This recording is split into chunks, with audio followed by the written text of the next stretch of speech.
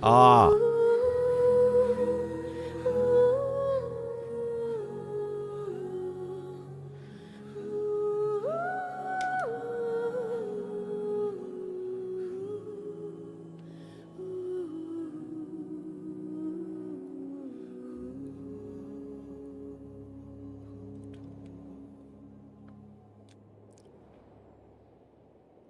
Hello.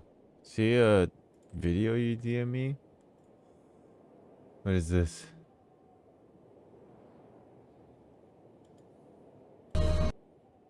What is this?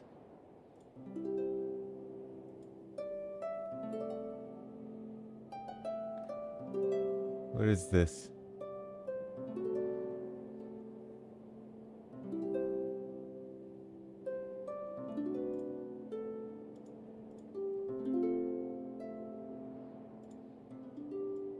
What is this?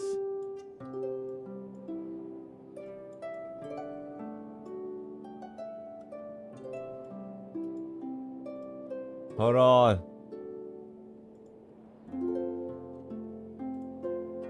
Oh god. Alright. Hello. That didn't work. What is this?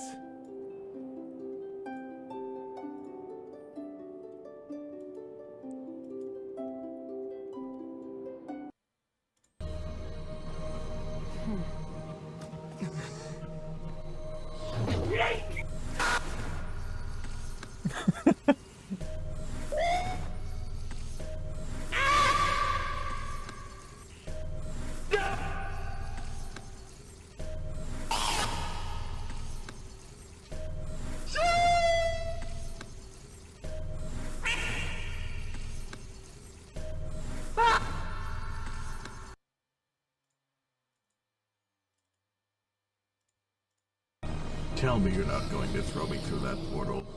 Oh, you fucking cunt!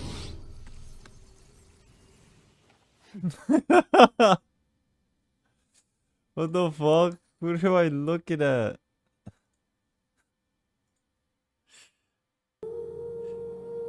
Oh.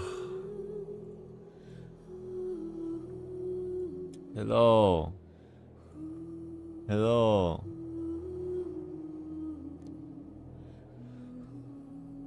Oh.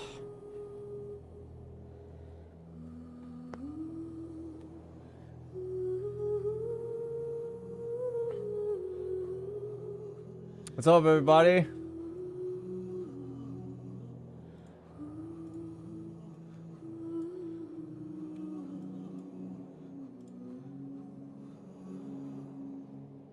Ooh.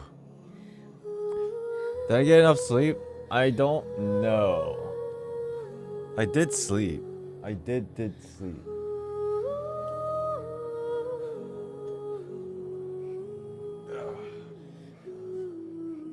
Woo. I did sleep, and then I woke up and I ate lunch and went back to sleep. And then I just woke up. But then when I was waking up, something was wrong with my YouTube thing, and it wasn't showing. So I had to like remake the lobby thing. But we're here. 52 Ball, hello Reveries, hello Fate, Domingo, Zera, Raijin, what's up? Delta Paradise, how you doing? Haven't watched your stream for a while. Hopefully there are some good discussions today. You should see my last night's stream. That was like 10 hours long for the Archon Quest. I think last night's stream was pretty fun. I don't know about you guys. I don't know how many of you were there, but I'm pretty sure majority of you were there. Because this is a discussion that's pretty spoilers-ish. But yeah, yesterday, I enjoyed yesterday's stream. It was pretty fun. I'm doing great. Furina is streaming, is he? Oh yeah, he was supposed to stream it today.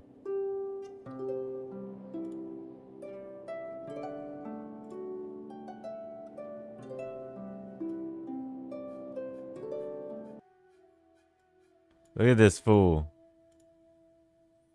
Look at this fool. Yippee!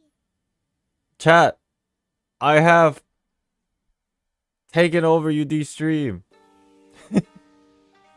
I I have taken over. What if I'm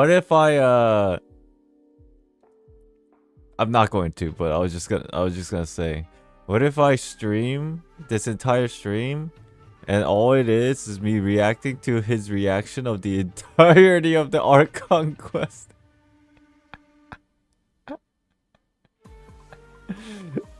And I'm just sitting here like, dude, that's actually a brilliant content. I'm just stealing his entire shit. And then all I'm doing is like sitting here and talking over him and talking about the Archon Quest. We shouldn't? Yeah, I'm not gonna do that.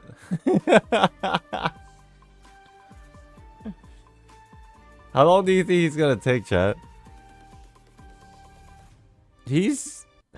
I don't want to say he's ass. I think his speed is just as fast as mine is. And so he's probably gonna take a while. And I don't know if he's planning on doing it entirety of it today. I don't know what the word is.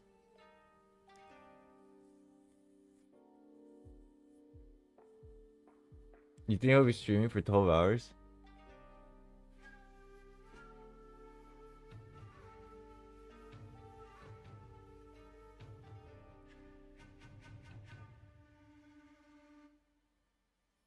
Yeah, yesterday's chat was pretty rough.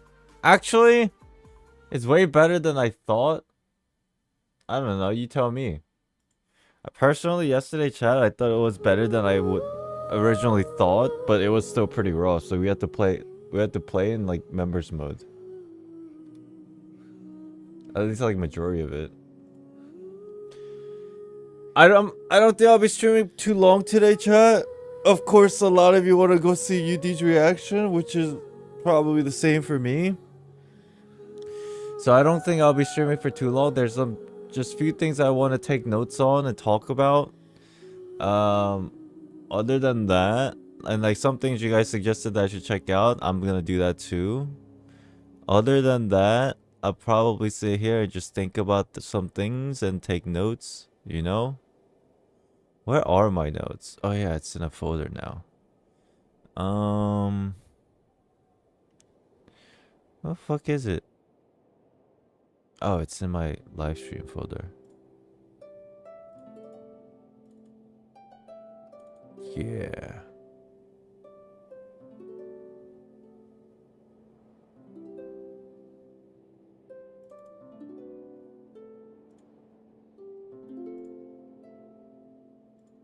Okay. There it is. You can't see it. You guys see Archon's Furina voice line about Furina?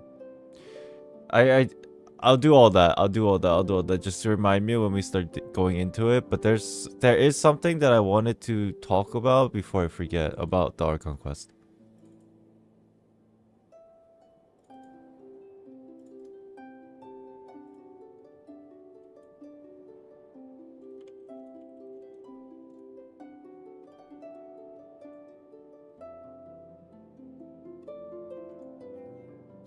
Gark or Arlenkino? I haven't made up my mind. Why not both? Do you have plan to finish the Nazir chain world quest? I don't know where I'm. Oh, are you referring to like the new thing they have for this patch? I'm not sure. I might just do that off stream eventually, because I think it might be pretty long.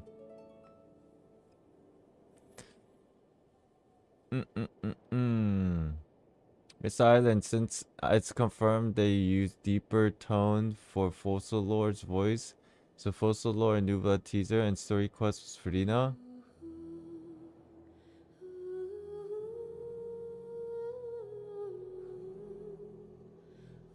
I don't think I saw Nubla's teaser.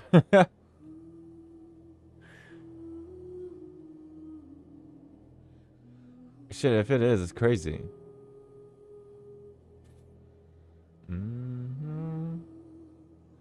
It's the continuation? Ah, okay.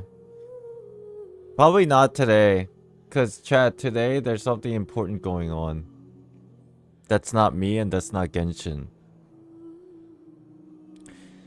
It's a little bit later, but I don't think I'll be streaming for like 5-6 hours or anything like that. Please discuss about Nosis. Chat, we'll write some notes. Hey, chat! Calm down! We'll do everything that you suggested except the long things. Like the small detailed stuff, yeah, we'll talk about it. Calm down! Let me just sit here and drink some water real quick. I literally woke up like 30 minutes ago.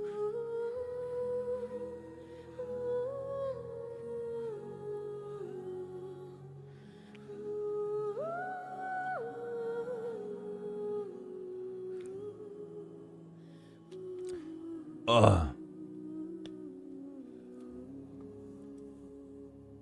There's one thing I need to talk about the Archon Quest. And I don't know if it's good or bad. I'm gonna write this down as I talk about it. Hold on.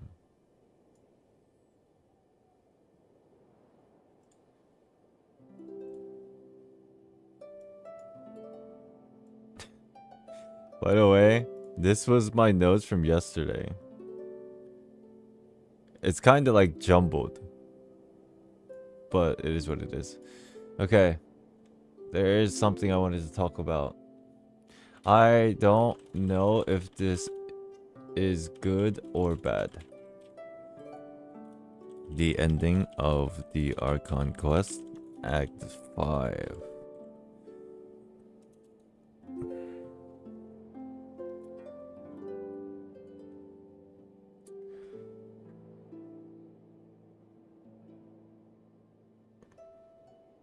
Have I read Nuba's Vision Story? Not yet, Windmill. I'm planning on getting around to doing that today.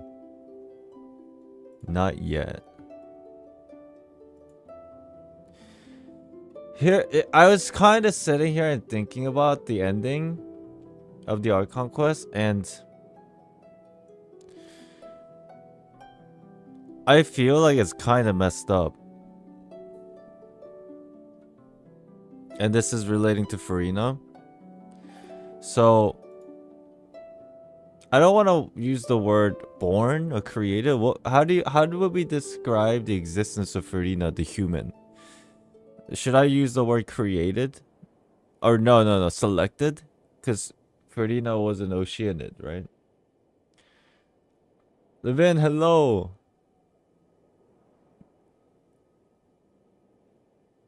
Yeah, I don't see. The thing is, I don't think Furina was created. Well, I guess technically, Fossilor helped Furina become a human, but Furina herself was an Oceanid. So, creation might not be the right word.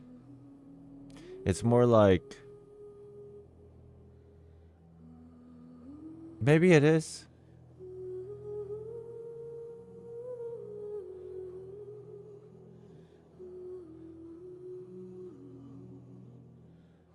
I'll make it simple. When Furina, human, came into existence, right? We'll use it like that. The only thing that she remembers originally is the discussion between herself and full Salors. Or the first thing. Not the only thing. The first thing. Right? At least that's like my speculation on that. But that's not the point here. The point is, Full Salors asks Furina to take this insane long journey of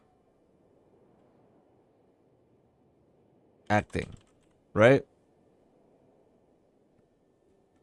And then she kind of agrees to it. Furina agrees, but she didn't know. But she didn't know how long it would take, right? And the only thing that Furina was waiting for for 500 years is the conclusion and resolution for the act and safety of Fontainians. The prophecy, yeah. The prophecy. Right?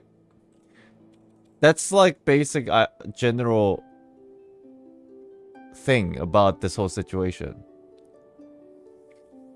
So what does this mean? I thought this was fucked up. After I finished and I sat down and thought about it.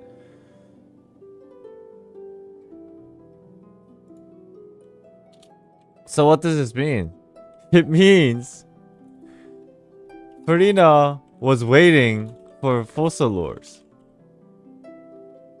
Essentially to confirm that the will was completed. Right? When I say will, the acting, the 500 year, the prophecy, a conclusion. Isn't it fucked up? This never happens. Like, there is a conclusion. There is a conclusion, obviously, but Furina never meets Fossilor ever again. Just let that sink in.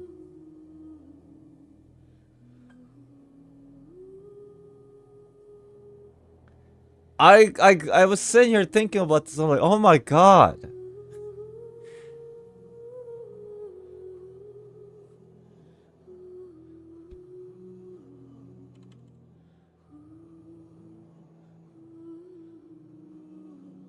And what does that mean? You know the ending of her trial?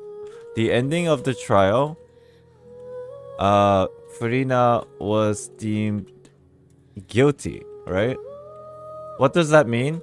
Essentially means Furina failed on the outside, on from the outer perspective, right? And so what happens? Furina is dejected and she is dead inside.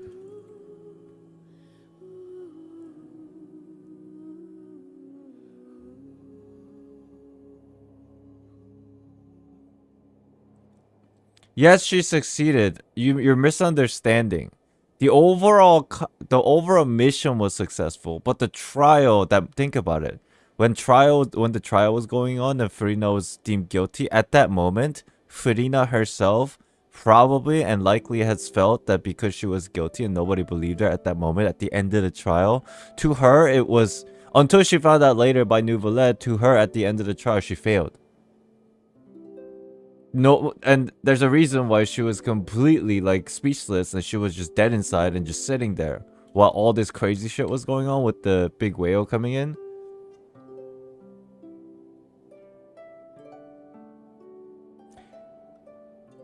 She breaks. Like, we understand the conclusion is good and Furina did her job, but at that moment, all she probably felt was that she was a failure. It's not only until later that we learned that Nouvellette, I don't know how to spell his name, Nouvellette tells her what happened and that she is free to do what she wants. And I think it was a voice, maybe internal consciousness voice of Fossilor that speaks to Furina, like, you're free to do what you want now. Remember that? So in Furina's perspective, after learning this from Nouvellette, she kinda gets a conclusion, but really, its third hand, and now she just doesn't know what to do. She hasn't thought of what to do. And so she's probably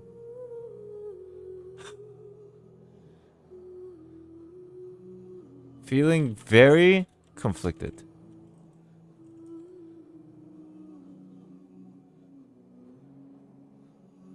Yeah, and I was wondering how much of the conclusion is showcased and elaborated within Furina's story quest.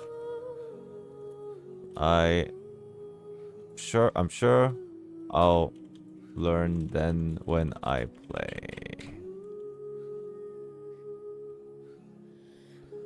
There's no apology. Yeah. No apologies.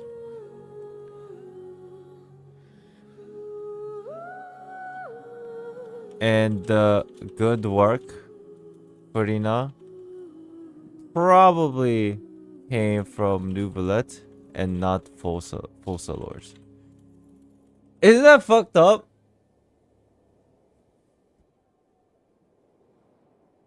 Like the story, the Archon Quest is great, but then I kept thinking about this, and I'm like, yo, this is wrong.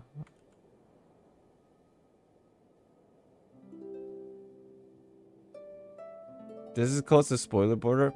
I don't know what the fuck the story quest is, so I'm not here to talk about the story quest because I haven't done it yet. But yeah, I just thought about this, and I was just kind of like, oh my god.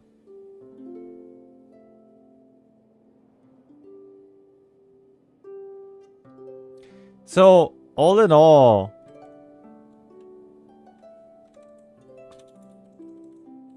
was this Archon Quest good? Yeah. Reasons?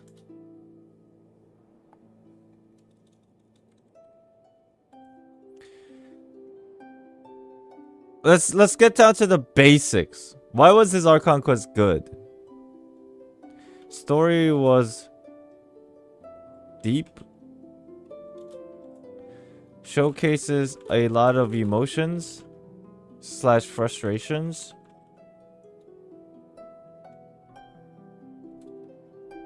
Presentation was good. Was okay.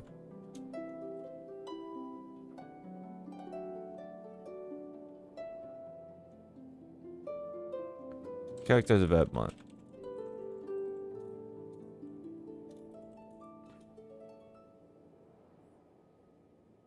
And then prophecy was diverted. I don't know if that's would you call this a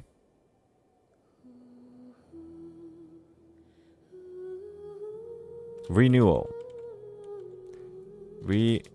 Renewal and the feeling of hope. Kinda.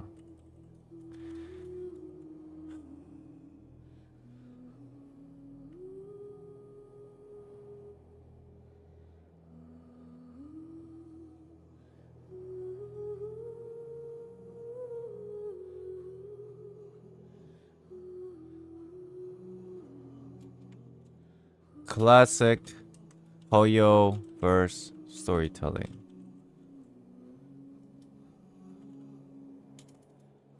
Depression into hope.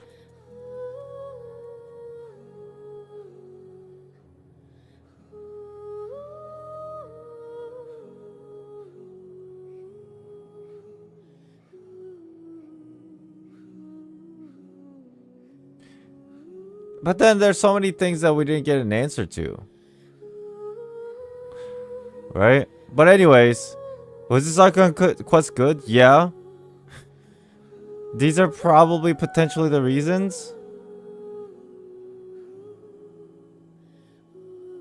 But it was messed up. It really...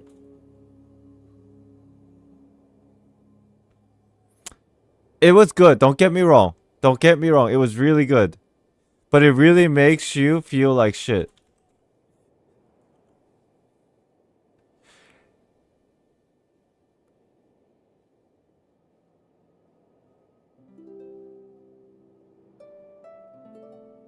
This was my general thoughts after. Like, it was so good. But it feels so shitty. Like, not the bad way of storytelling. It makes you. Why does it make you feel like shit? Because as a player, there are too many conflicting feelings. Which makes it good. Sadly.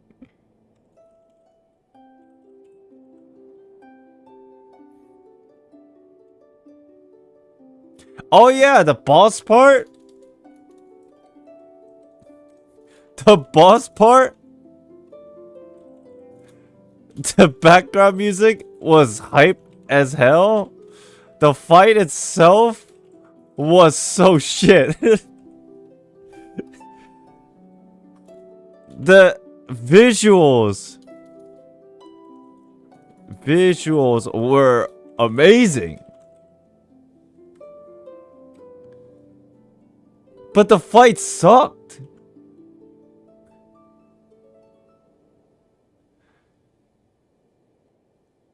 You agree, right? That background music was so dope. The visual, oh my god, the gigantic whale breaking through like dimensions. But then the fight itself was just like, yo, I'm ready. Let's go. And then as soon as I kind of got comfortable and like, all right, let's fight, it was already over.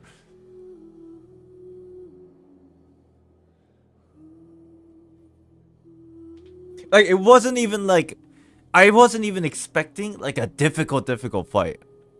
Because it's a story. I was expecting like,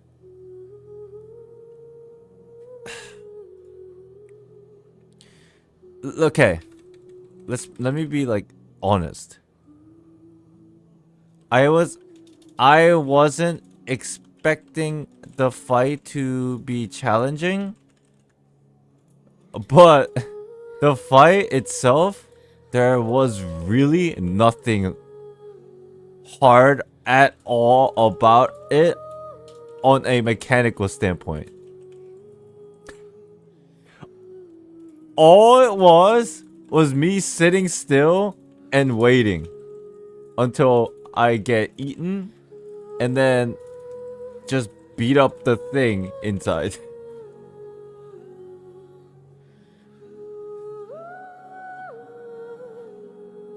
I actually struggled to beat the second phase. You know, I went and fought the boss aside from the story, like to get the material. The second phase was okay.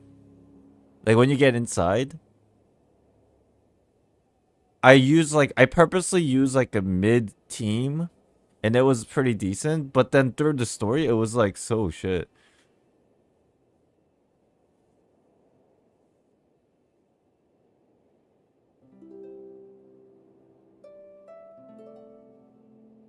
I don't know. The weekly boss was obviously way harder than the story boss. And that's probably because of levels, like the level difficulty.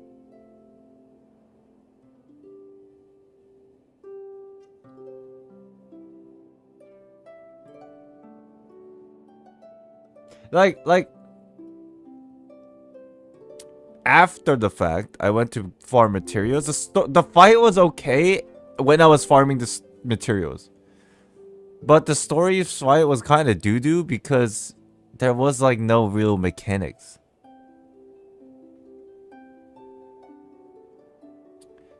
Right? It was me just standing there, just annoying the whale until he eats us. And then we get sucked in and all we had to do was fight with this mysterious being inside. That was it. There was no like mechanical thing.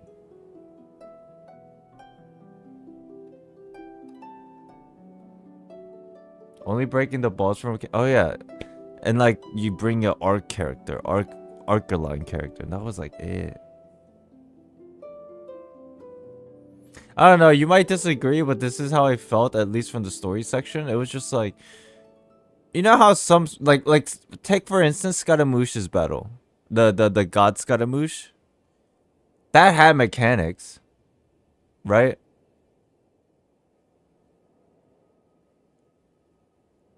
And I don't remember it being too hard in the story either, but at least they had like mechanics that was like, oh shit, this is cool. Like I'm jumping around, like I'm like there's like different elements that are throwing at me.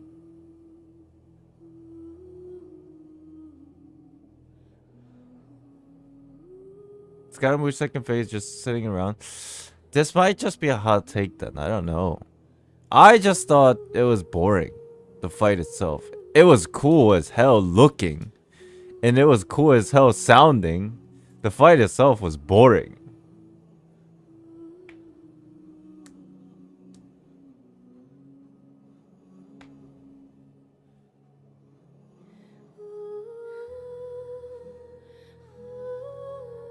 Probably because the Scaramouche fight was the climax of Sumeru, but the whale fight was already after the climax.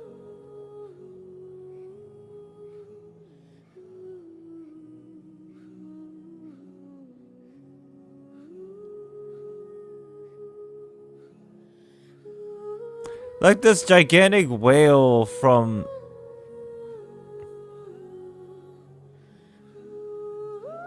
I don't know. The whale, if you really think about it on the lore's perspective, even though it's this like world-ending quote-unquote whale, if you really think about the power level, it's not supposed to be stronger than Child. Or let's say equal to Child. And like, it's kind of, yeah, it's just like somebody's pet or whatever. So I'm like, okay. It's not like a world-ending god. It's just a fucking animal in a different dimension, so I guess it's fine.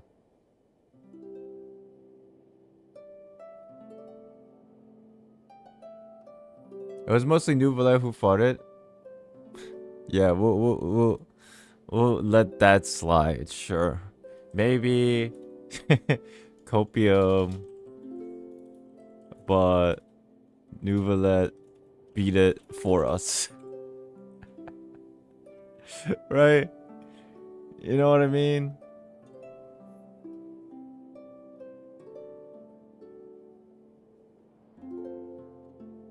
What do you think about the whale being not from this world? I think when they say anything that's from not of this world, I think it just means the abyss.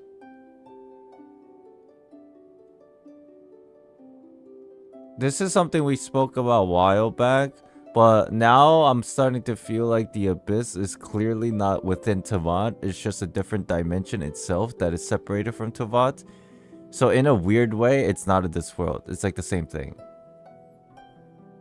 So anytime they refer to like out of this world, it's not just the abyss, but it's a power that originates for the abyss, like the original power of the abyss. And then if we consider that, then everything kind of makes sense. The Sea of Quanta, the Sea of Stars, yeah, something like that.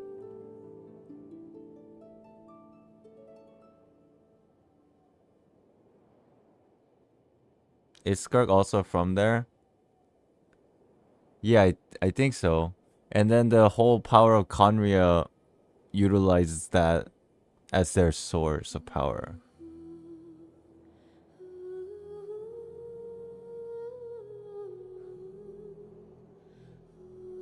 I don't know, is Skirk human?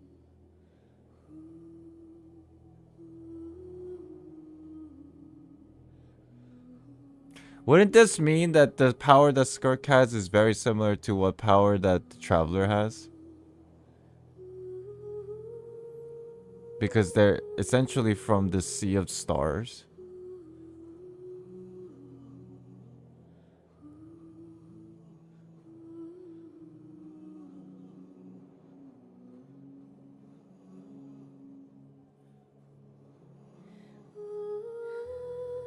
Skirk's pupils are quantum symbol? Skirk says she wouldn't return to the surface. Yeah, I don't know what that meant. I don't know if she like at one time went to the human world, or she was from the human world. I don't know. That's definitely something that we have no idea.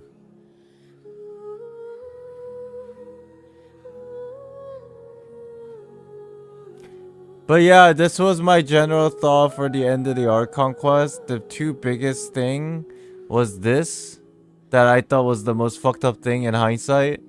And then this,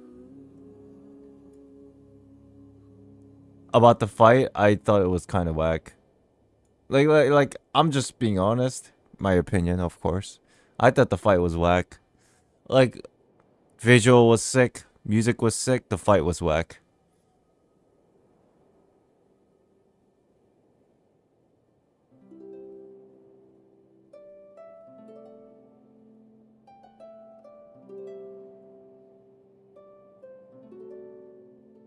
So, with that in mind, without recency bias, I would like to give this Archon Quest 9.2 out of 10. I think I gave 9.7 yesterday, but after thinking about these couple things, I thought it's like, okay.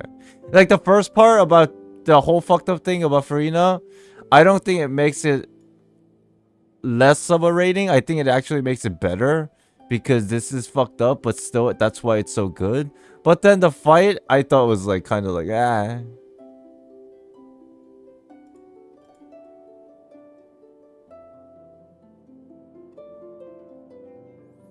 Do you think Celestia knew about Fossiloi fooling the prophecy? They didn't. Wasn't that the whole point? That they didn't know? If they did know, it was already at the end where shit was about to happen.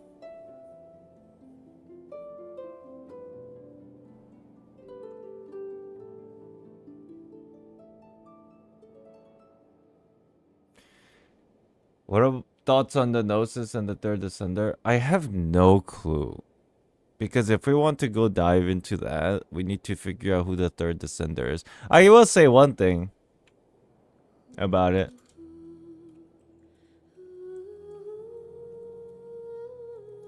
I will say one thing. Nosis is remains of the Third Descender, which means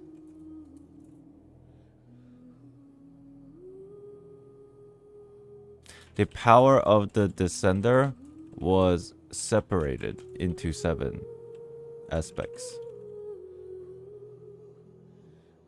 In this case, elements. And if you reverse engineer that, that means the power of the Descender is the original form of the 7 combined. Which means the power of the Descender is the power of light and darkness combined. Are you guys following this? This is I think this is very straightforward if you just reverse engineer it this way. That's essentially why, the Traveler has this exact power. With the twin included.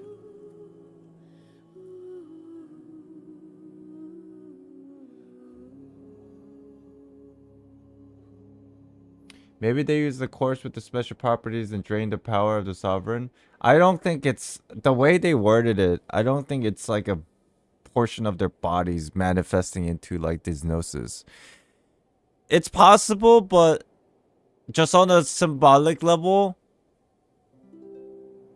I think they were more trying to portray the idea that the powers are individuals that when combined can be manifested into the power of a Descender. Because even the word that they used, remains, was kind of iffy because they literally talked about it. Like Nuva, it's like, I don't think I ever heard anybody use it that way. And she's like, oh, okay.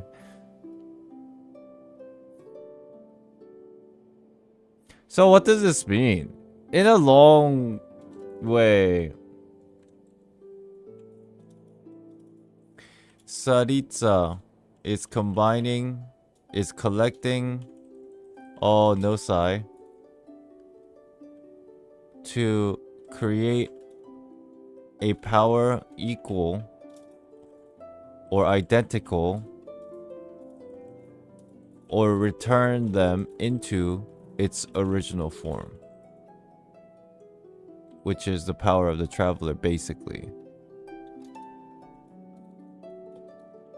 Which is probably similar, if not identical, to the power of the traveler.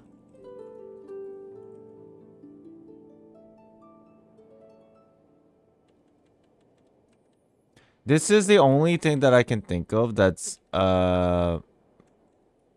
relative and important.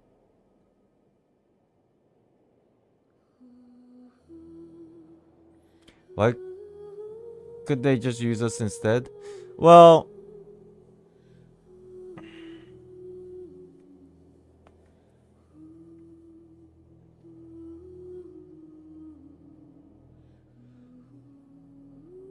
I don't know. There's also other things we need to consider. As in, what does the visions and the delusions have to do with all this? Because Sarisa is looking for the Nosis. So why is she going out of her way to create delusion, which is a carbon copy of visions, or at least an attempted carbon copy of visions?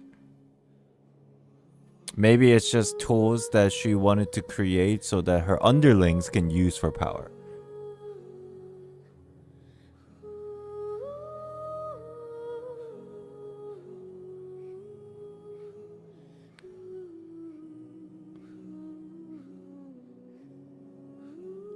I haven't read Nuvalet's new thing yet, Walrus.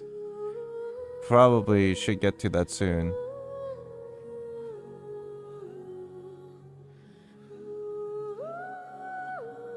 Yo, I had a weird feeling yesterday. I don't think I said it during the stream. Especially when Skirk and Nuvola was talking about the third descender and the Gnosis and this whole thing. I was sitting there like, okay, then who's the third descender? Question mark, question mark, question mark, question mark. Right? In my mind, this is pure speculation. Speculation, copium. Okay? In my mind, first descender equals primordial one. Faints. Funness. Who agrees? Who disagrees?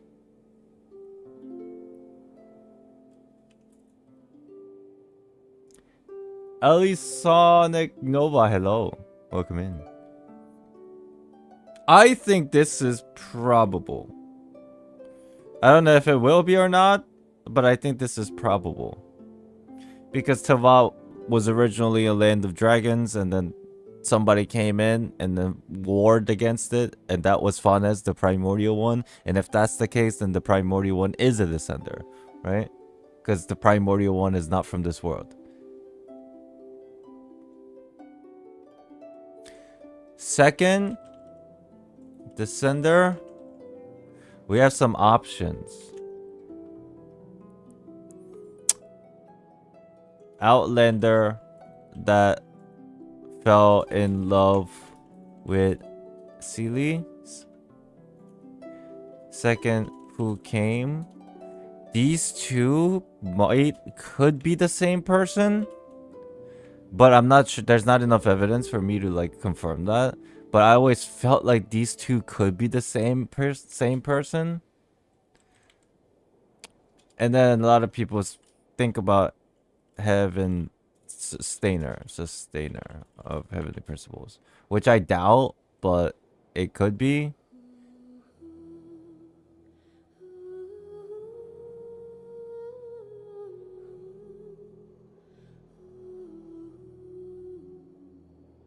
Who's the second who came? It's basically after the war between the primordial one and the dragon sovereigns ended. Primordial one took control of the world and created humans and all that. And after a while, there is a person that appeared out of nowhere and started warring against the primordial one. And then the story goes that the primordial one won against the second who came. But we don't know if that's true or not, but that's at least what was given to us in the lore. But the question is, if this is true and this was an actual being, where did they come from? Could be just also a descender.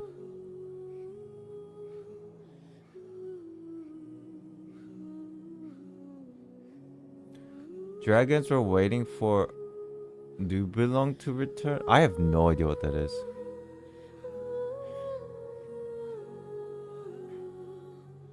This... The Dragon King? I'm not very familiar. It could be one of the same. No, it could... if it's somebody from the dragon side of things who already existed, maybe not. Maybe not. Maybe this has something to do with the heart of Niberius. I don't know. But anyways, that's a little bit too complicated of a topic for uninitiated. Before I derail, let me continue with this train of thought. Let's say these three things is a these three people are the possibilities of the second descender, right? Third descender, we don't know. Fourth descender, we know for a fact it's a traveler, right? But the question is, well, it's not really even a question. It's very simple. Not the sibling. For some reason. The sibling is not classified as a descender from the information that was given to us. And the whole idea of descender is a manufactured list. So when they claim that it's not the sibling, then it's not the sibling. I'm gonna take their word for it. So the question is, who the fuck is number 3? Who is number 3? And by the way, this being is the origin of the Nosis. Right? That's what we concluded from the new information. This being, the third descender, is the origin of the Nosis.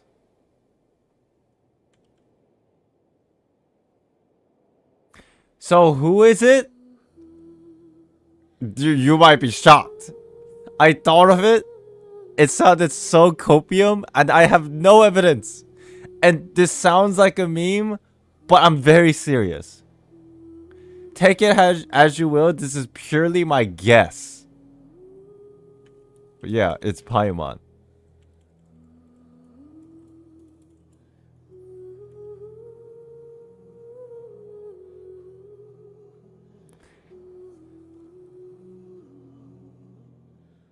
Because, like, it might sound weird, but look on the other side of things. What the fuck is Paimon? We have no idea still. Like, it sounds like a joke, but really, there's so many question marks and uncertainties. It's like, huh, is that possible? I don't know.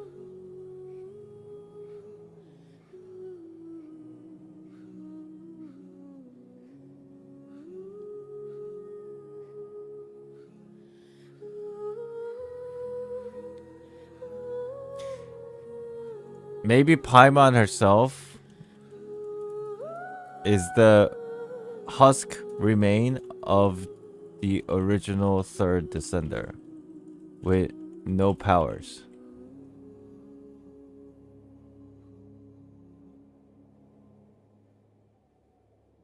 This is just purely my guess, chat. If you can add or think of it on your own, go for it. But I have no evidence for this. This is just purely my suspicion of what the fuck is going on. Because originally I was thinking Paimon was the primordial one. I even made a couple videos about it. But I kept thinking about it and I'm like... maybe that's not the case. Even like Paimon being a Seelie, if she's a Seelie, then she shouldn't be a Descender, obviously. But then there's something weird about it. It just leaves a weird taste in my mouth.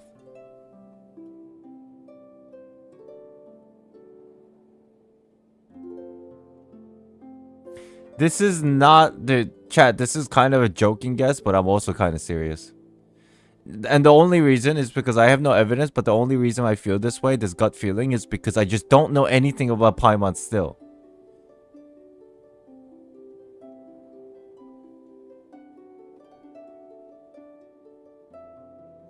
So just consider it like me guessing because I still don't know shit about Paimon. And her existence is still a mysterious thing.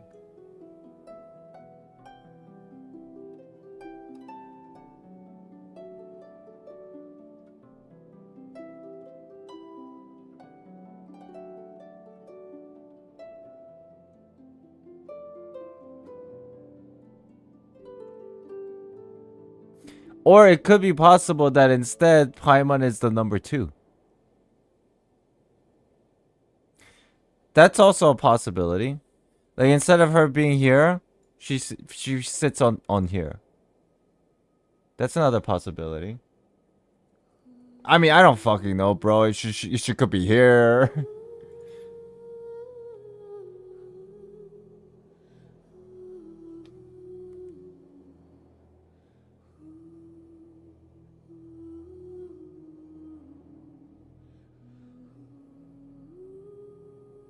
Have you watched Wade's Dragon King theory?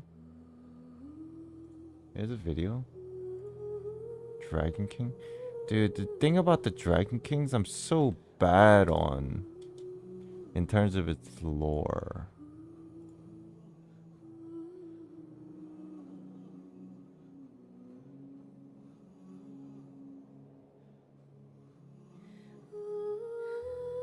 When was it? I think I have seen it, if it's like an older one.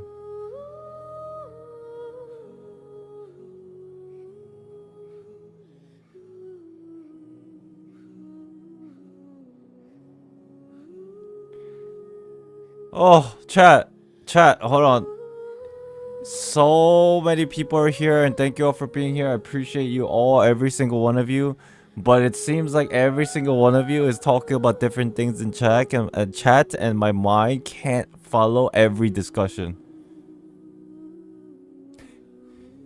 Like one person's talking about Way, one person's talking about like fucking Primordial one person's talking about the Traveler, one person's talking about Tsaritsa, and I'm just like, oh my god. And then so many people are asking if I did XYZ. Have you read Fontaine Glider lore? No, not yet.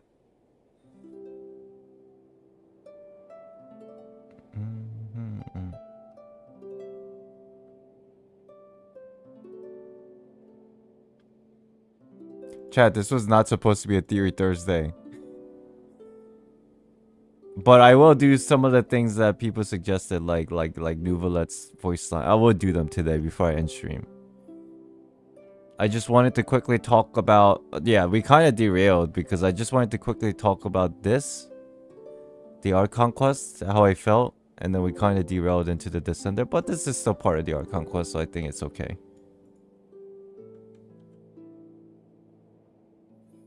With that said, let me go in the game real quick.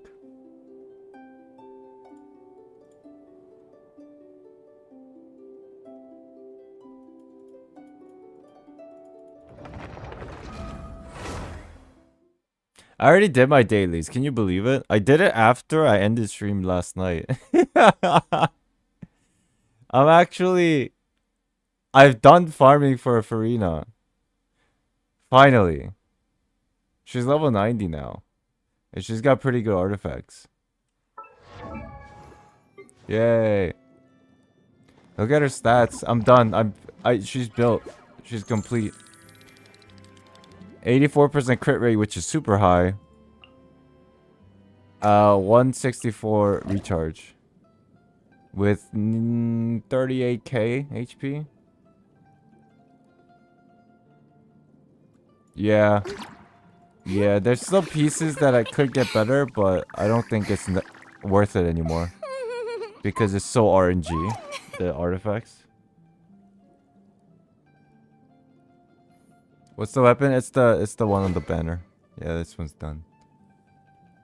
I could try to get her to 40k, but I don't think that's something that I can just do it because I feel like it. It's more like I need to spend my resin on farming artifacts, and I don't know if I'll ever get lucky, question mark. I'd rather spend the remaining resin I have for like foreseeable future on talent materials. I think that's more important.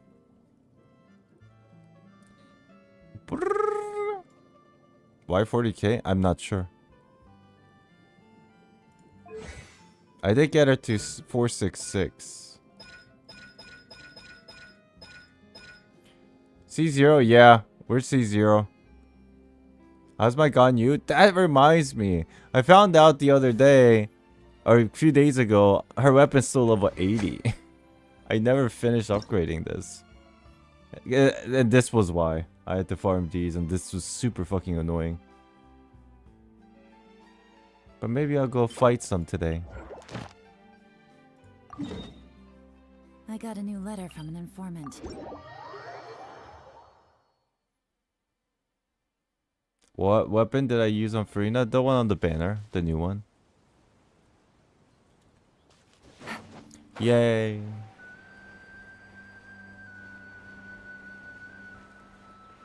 Chad, UD's playing chapter 4 or act 5 today. I kind of want to watch him play.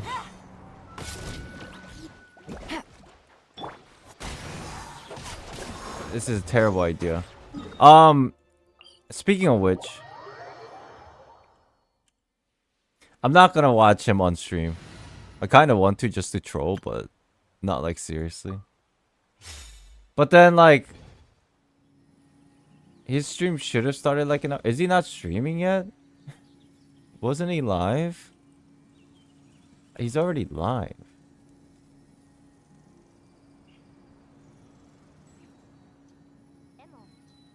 Oh, he's playing now. Malus! No. Yeah, I probably want to keep today's stream short. I just wanted to hop on here and like check the voice lines and stuff in a little bit. And then I'll keep it short and I'll probably go watch him. There is something else going on today too. That is very important to me. Anybody want to guess what it is? It has nothing to do with Genshin Impact. Or me as a streamer.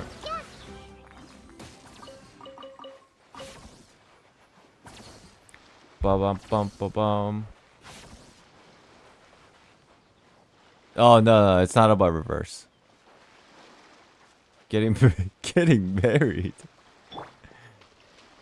There is no escape. Yeah, I changed my car insurance to Geico. What the fuck? You guys are coming up with some crazy shit. I love it. JPEX, hello. There is a League of Legends semifinals today. Even though I don't play anymore, I still watch the international tournaments, and I find it very interesting.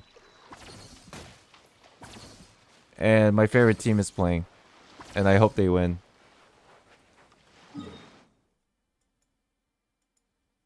I should go around and unlock some waypoints here.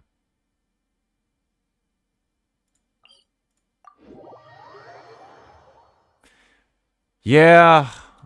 One of the cool thing about today's match is just that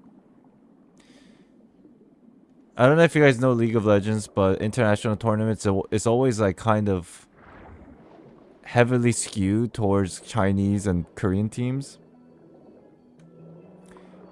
But all the Korean teams got knocked out. And the only team that's left from Korea is T1. But the crazy part is the tournament is in Korea. So it's basically a gauntlet of T1, a Korean team, versus 4 Chinese teams. And it's in Korea. So this is like super home advantage situation that they need to like go through the gauntlet of 4 Chinese teams to take it all.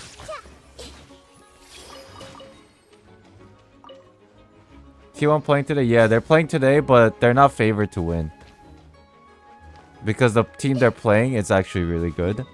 A Chinese team. So, like, it's a pretty hype match today. And I hope they win. But that's happening at, like, later today. So I kind of want to watch that too.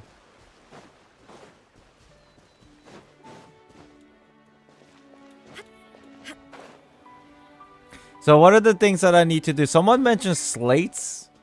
Something about slates for lore in the game. And then there's Nuvola voice line. What were some of the other ones?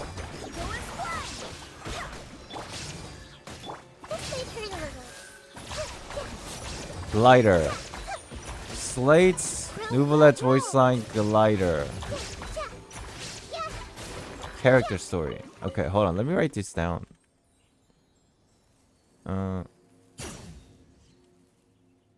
Okay. Archon's voices about Furina, Nuvolet, character story. I'm assuming that the reading thing. Glider, Slate, Nuvolet talks about vision. I think that was one of them. New area tower. There's a page. Is that what the slate was?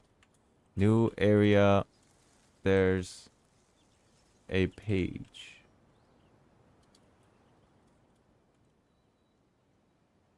The whale thing. Oh yeah, thank you. The whale thing in my inventory. Yeah, that was a pretty long thing I didn't read yesterday that I should read today.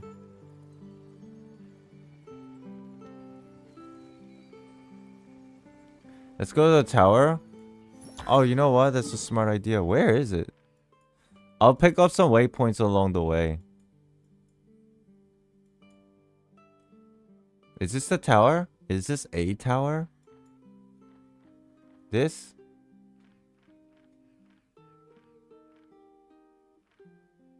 Okay, it is. Okay. Since I'm heading over there, I know this is kind of stally, but let me grab all these waypoints first. At least the ones on the overworld surface, not the underwater thing. I need these eventually. Let me make like a clockwise movement here.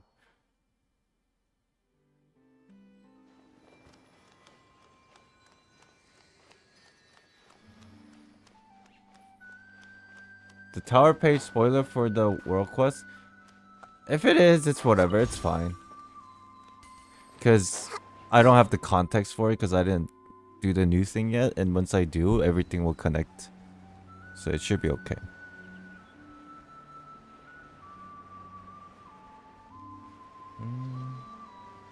General world lore? Okay, cool. No worries. Damn, I want to see Unreal reaction, man. Fuck. Shit.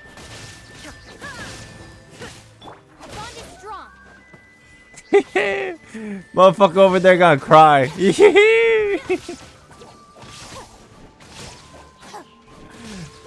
Motherfucker gonna cry.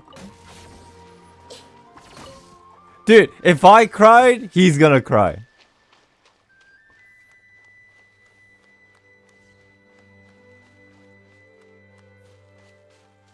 Oh, I don't know if you guys were able to tell. I actually cried yesterday. Like, I actually cried. I just...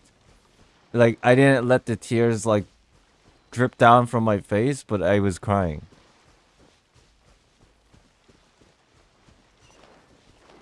And then I couldn't, like, talk. I kind of got a...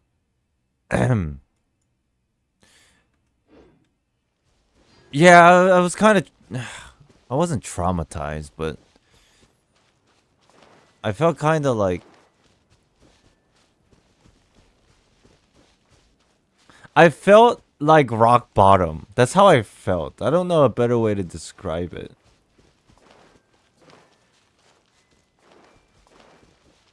Disturbed? That might be a good word. Wait, this is... Oh, I need to get to here.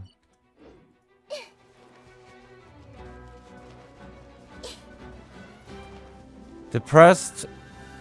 I don't think I was depressed. I think I was demoralized.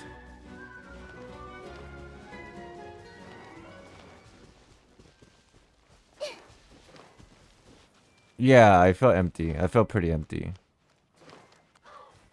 I felt dead inside. For like a simple way of saying it, I felt dead inside.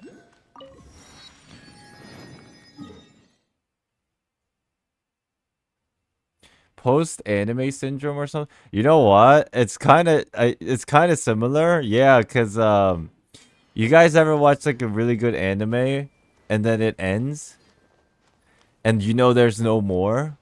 It was that feeling. In a way. It was very similar. Like you watch a slice of life anime that's really sad, or the journey was essentially like really sad story, and then at the end of it, there you know there's no more episodes left, and that's how I felt.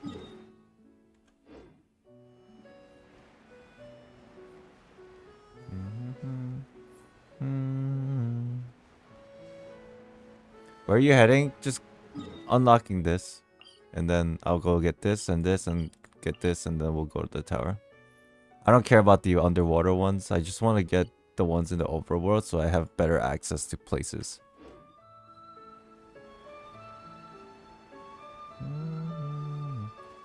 That's how I felt that way after watching Plastic Memories. You know, I heard it was sad, so I didn't watch it on purpose.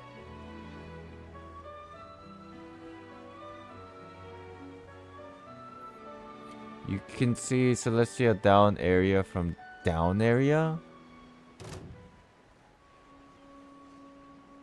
What do you mean down area?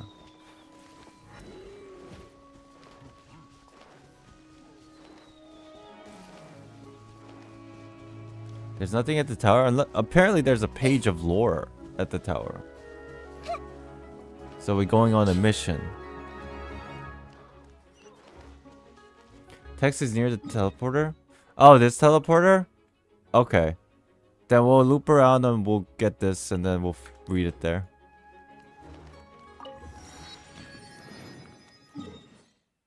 Okay, time to go there.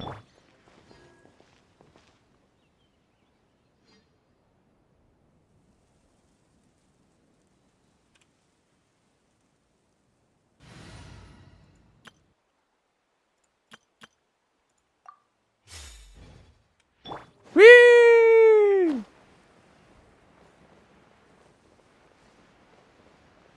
Time to walk on water, baby!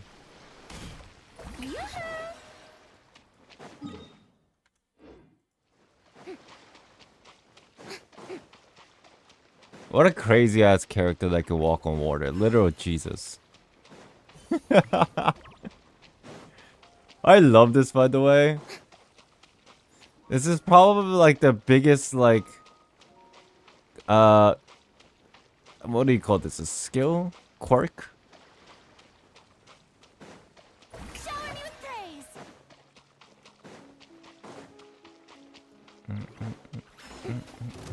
Gimmick, thank you. Yo, sometimes I really don't know how to speak. Words elude my mind.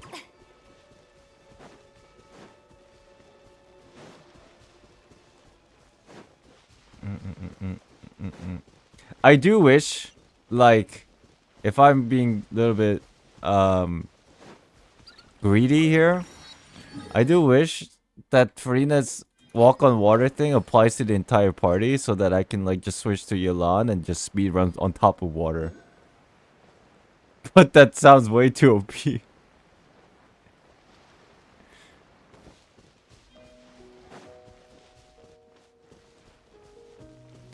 That's kind of broken.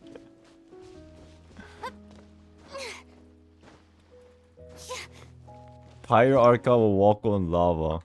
Shit. Yeah, you think there'll be lava in Natlan? It sounds likely, but like we haven't seen lava in this game in general. But then again, we didn't see desert until Sumeru. Ignorant and false. Oh, you're the problem. Here comes the catch. I swear by my sword. Take flight.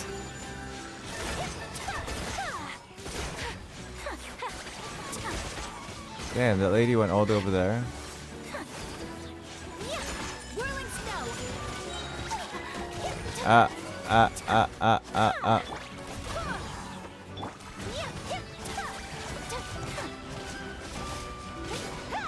Okay.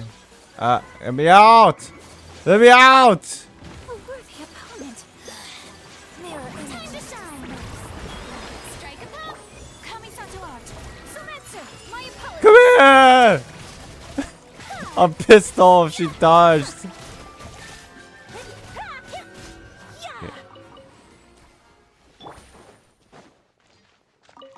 That's the worst, bro. Chest! Me opening chests? Crazy.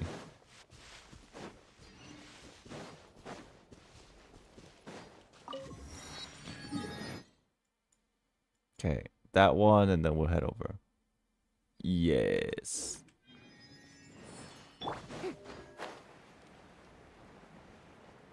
Hi, Island. Something I was thinking about last night. I want to hear your thoughts on. Did the traveler do anything in Fontaine to break the prophecy? Seems to me it would have happened regardless.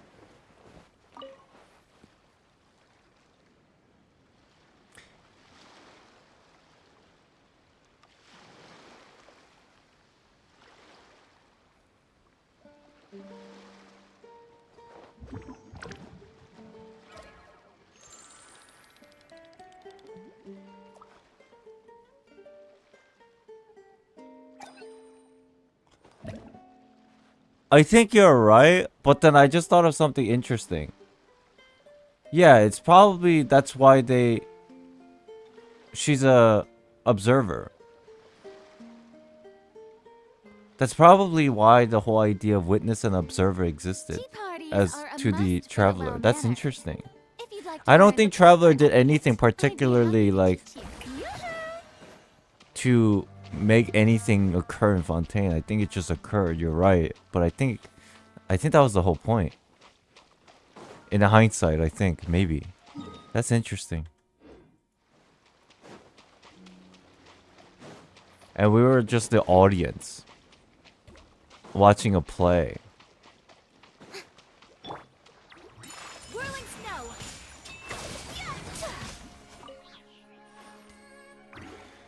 We are audience watching a play. A member of the jury to witness and observe.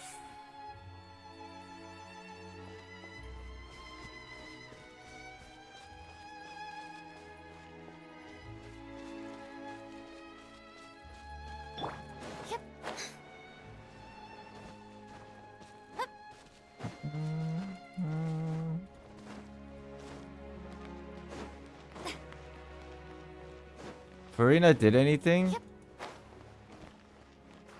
Where did Indonesian come from?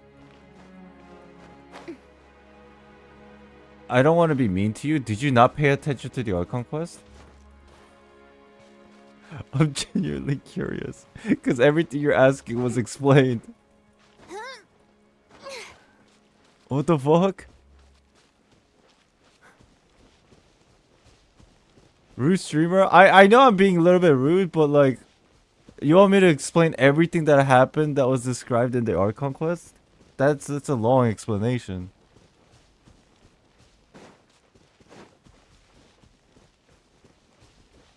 Oh, you were answering someone in chat? Oh, you were. Okay, my bad. I was gonna say, what the fuck? My bad. Oh shit. Evil Island. Oh my god, I'm getting unhinged again. Am I tired? Ah. Alright, to the fucking thing we go. Ooh, that's a mysterious tower.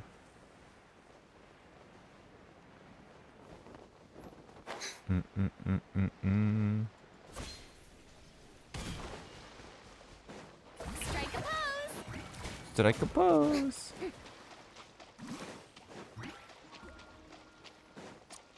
Somebody left a comment yesterday on the live stream and that said they found it sad because Furina had like no one to rely on and had no friends. She made her imaginary friends from water. These guys. And I was like, oh my god, please can you not make me more depressed? I was like, oh god damn it.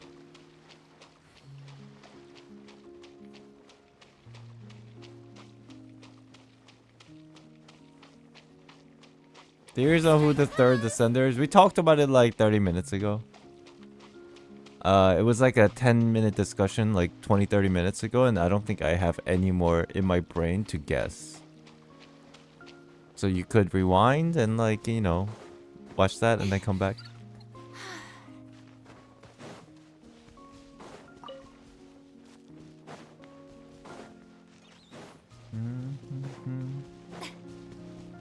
No worries.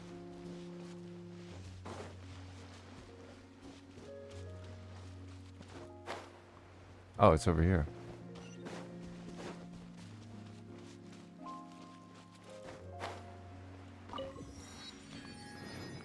Alright, where's this note?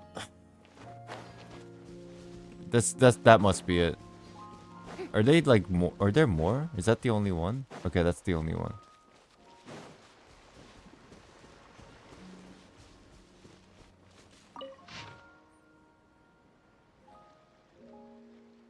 The Tower of Ipsissimus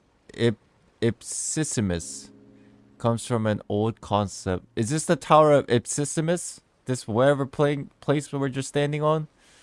From an old concept from the ancient Fontaine kingdom of Remuria. And was used to describe a powerful will that could rule, sustain, and destroy the world.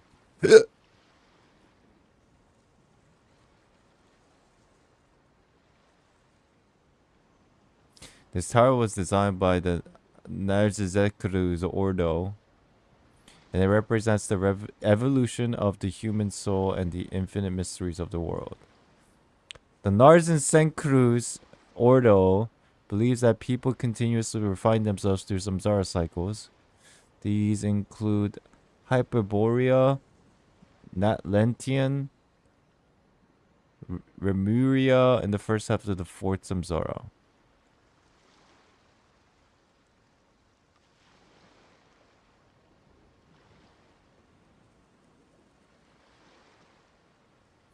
Which we are presently experiencing.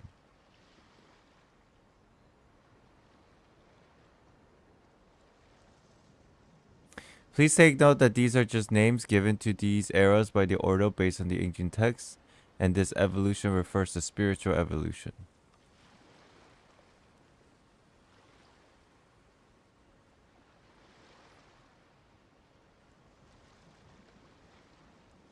Are they in order?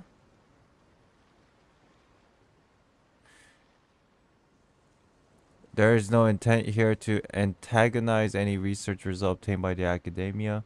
Probably they're in order. The human spirit undergoes a loss of paradise, the defeat of evil dragons, the original sin and baptism, and finally freedom from the gods.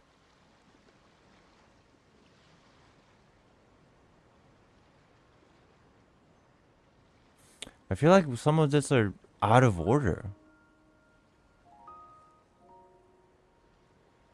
Finally, we would like to thank the following ladies and gentlemen for their generous support. Madam Z! I mean... wrong game. Oh, shit.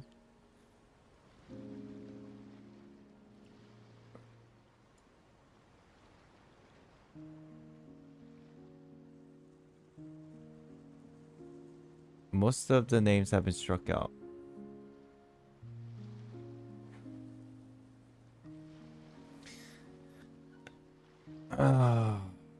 So this is a historical reference of a samsara.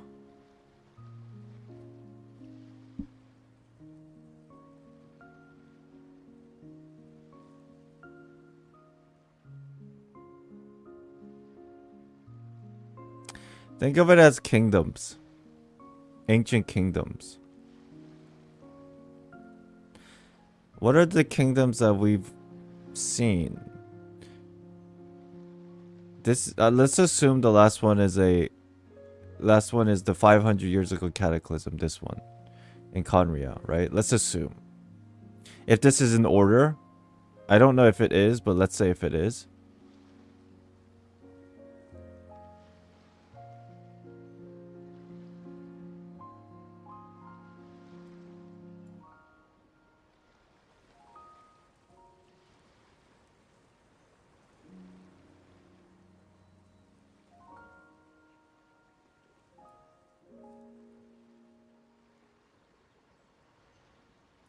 The common thing in this game is a civilization resetting. Let's pretend that's the samsara that is referring to here. But because it's talking about... No. This is relating to human samsara. Human spiritual evolution. So the first one, I was thinking of maybe the primordial one, but that's not the case. That has nothing to do with human evolution. That's the creation of the world. So after the creation of the world with primordial one's entrance... The first problem is the ancient civilization resetting, right? You guys following me so far? Now let's assume that each of these names are the reset of ancient civilizations. Last one being Conria, let's say 500 years ago.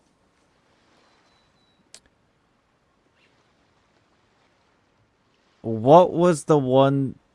we don't even know because we don't know the years.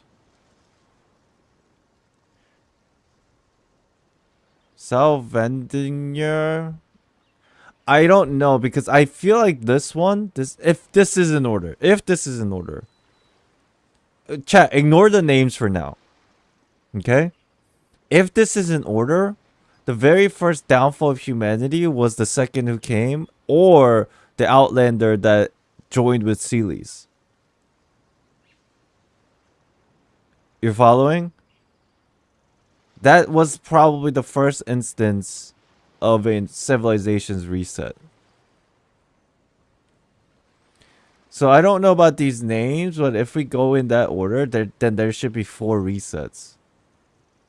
I'm assuming the first one is that one. I'm pretty sure. We don't know the year, but I'm pretty sure from the historical context, that's the first one. The last one is the Conria one. So the 2 middle ones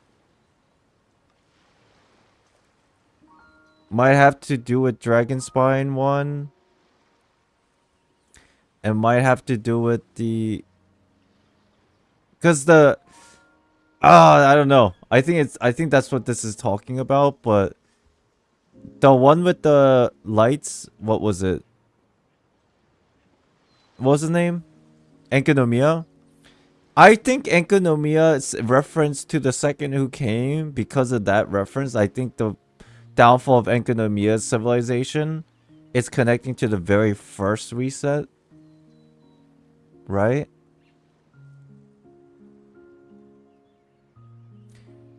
The Rumeria one might...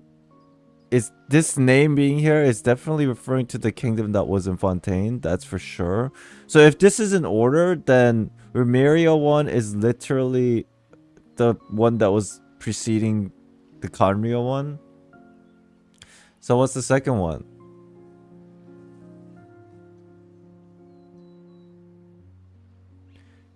I don't know what the timeline is. What about Sumeru one? The King Deshret one. Natlan stuff? From the name, it could be. If I really want to dig into this, I have to outline every single lost civilization mentions in this game.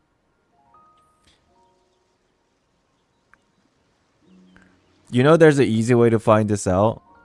Go to all the places that has the nail. But then these nails all should have happened simultaneously, no? Or were they separate? That's an interesting idea. I thought all the nails fell simultaneously. But I guess there's no evidence saying it was.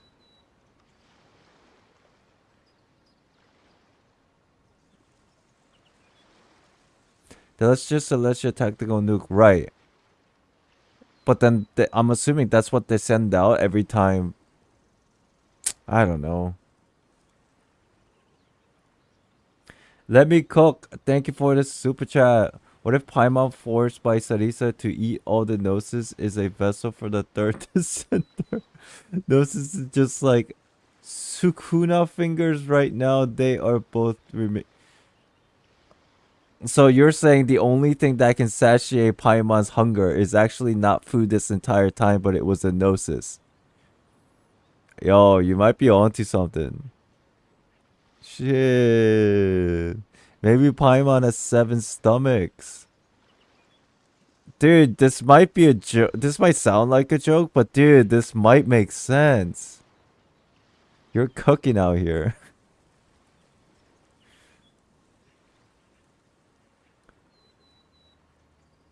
Maybe she's always hungry because she's empty inside because she lacks the 7 remains of the Gnosis. That's crazy. Oh shit. That was a good one. Thank you for that. What did you say? I'm gonna copy it. I'm gonna copy your message and keep it and let it like cook in my mind for a very long time. What's the word for like putting something like wine? Like what's just like what's the word for putting like wine away for a very long time so it gets better and better? Preserve. Fermenting? I think it's preservation. Fermentation is making of the wine. And then letting it sit is preservation. No? Aging. Aging! I'm gonna let this sit in my mind and let it age for a little bit. Thank you.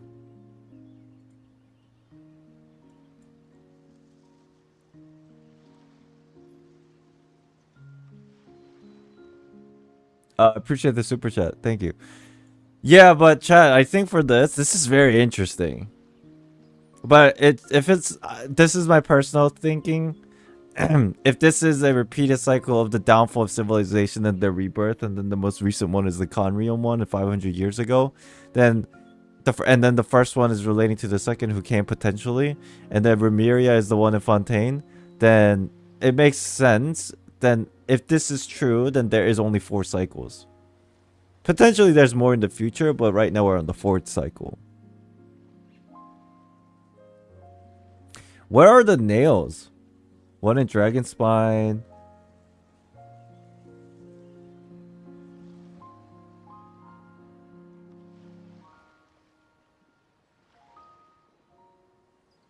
The chasm? Maybe it has nothing to do with the nail.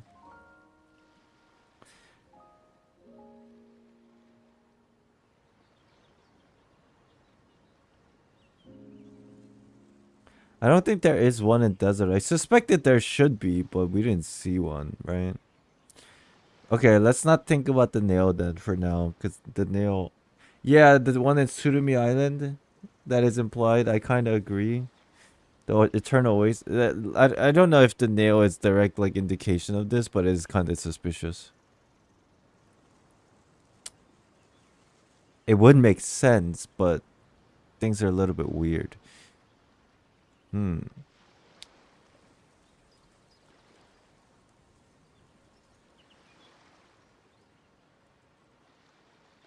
Maybe these represent just the time frame of resets, but then the nails are just the thing that hits like these cities or towns. Like eras. You know how in history and real life there's eras? Like that marks the beginning and the end, like I don't know, like, I don't know a name for an era. Maybe that's what's this is referring to, and the nails are just like nuclear bombs that hit cities. Hyperborea means a cold northerly wild, so maybe Snezhnaya?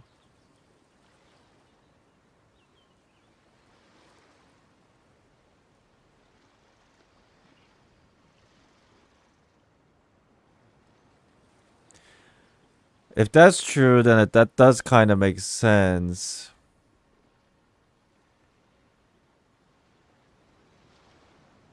I am too stuck on the order of things. I don't know. I don't even know if this is in order.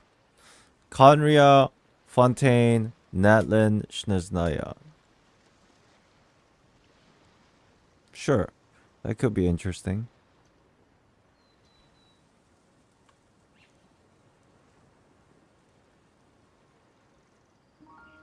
Dragonspine is cold too. That is true.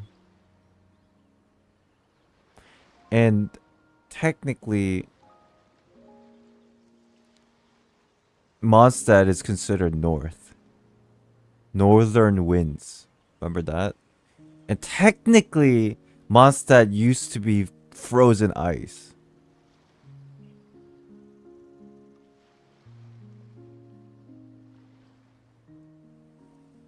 Before Barbados.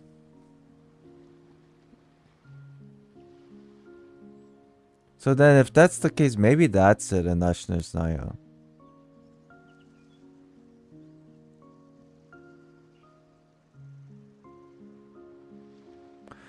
In that context, personally, in my opinion, I feel like Dragonspine and Mondstadt makes more sense rather than Snezhnaya. Wasn't that because Andreas was really angry? No. Mondstadt just used to be a frozen place.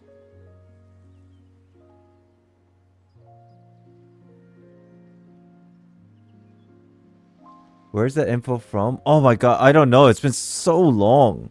It's like scattered everywhere in like small books here and there.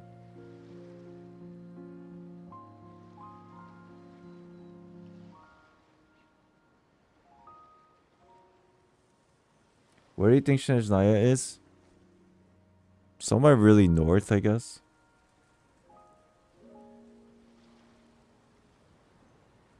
You guys know about the story, right? Entirety of Mondstadt was like frozen before Venti. And I think it was in the era of the... What was the first Archon before Venti? What was his name? The guy in the... Decarabian. Yeah, that guy.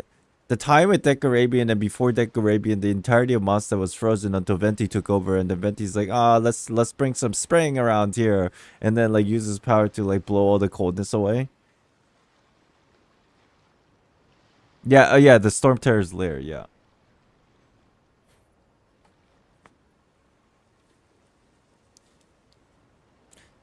I feel like this is Mondstadt then, or Dragonspine. It makes sense because Dragonspine Civilization is very indicative of a reset.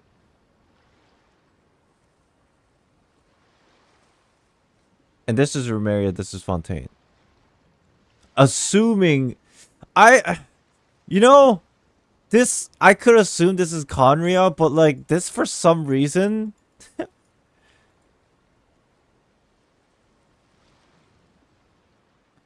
looks like a word from Sumeru.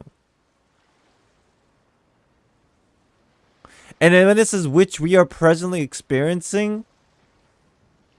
No, this is not we, us, player. This is the we of the writer of this note. Oh, that makes more sense because this is Sumeru and this is the Ordo. Oh.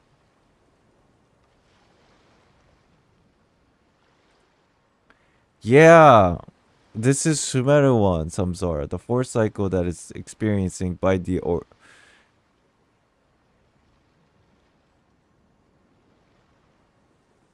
I mean, they say Conria was in Sumeru. Oh, yeah, that's true. It's kind of like linked, duh. It's under Sumeru.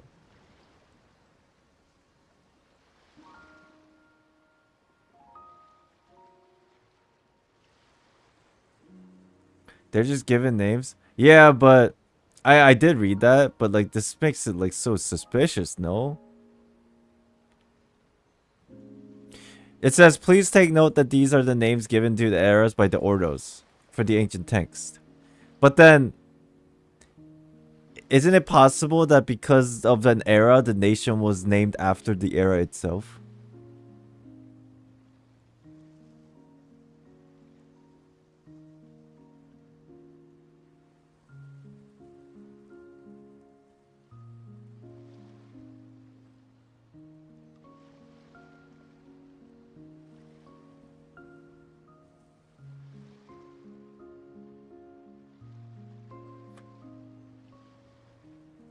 Last line.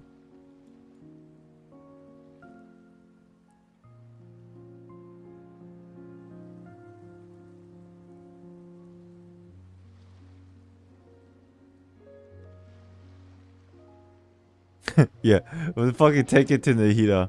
Like, can you help? I need help. I need an adult.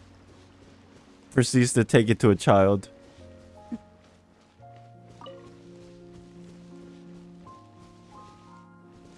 Chat, I think that note, it's very direct, more so than it indicates. That's my personal thought. Now after like seeing it and breaking it down, I feel like it's more direct than it initially indicated. Or the last line indicates. Okay, the glider. I don't have the glider, so I have to go to the website.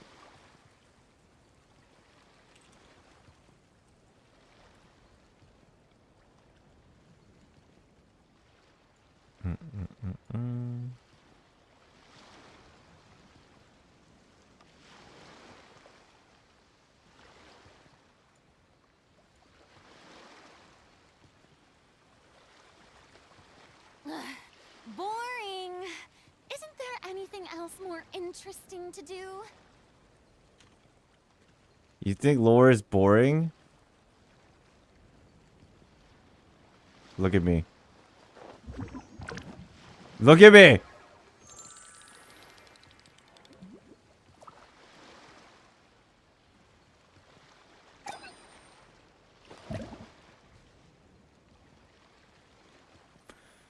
Which one is it?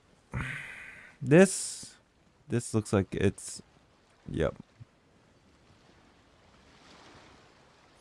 Oh my god, keep it short, you stupid fucking game. My god, you make me read more than I read books in life. Okay. Okay.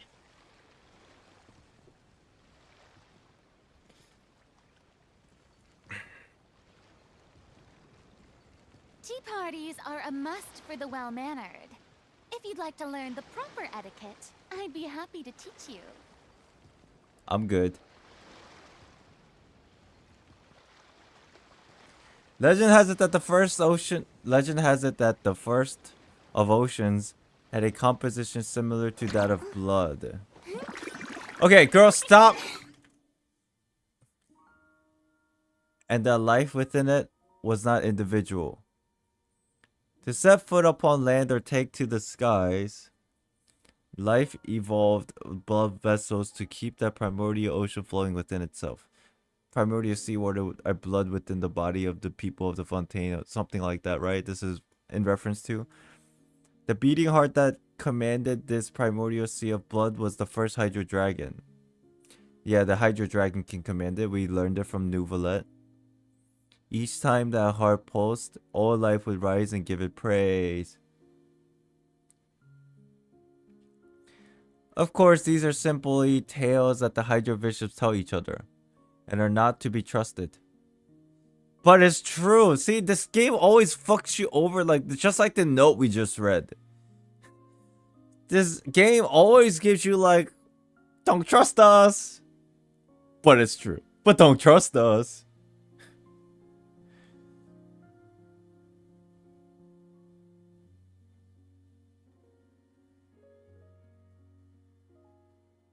But we know this is true already from the Archon Quest.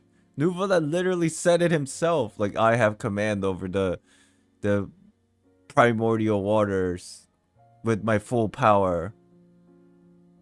Perhaps this tale is told differently amongst other bishops, and the stories passed down between Oceanus speak of what came after.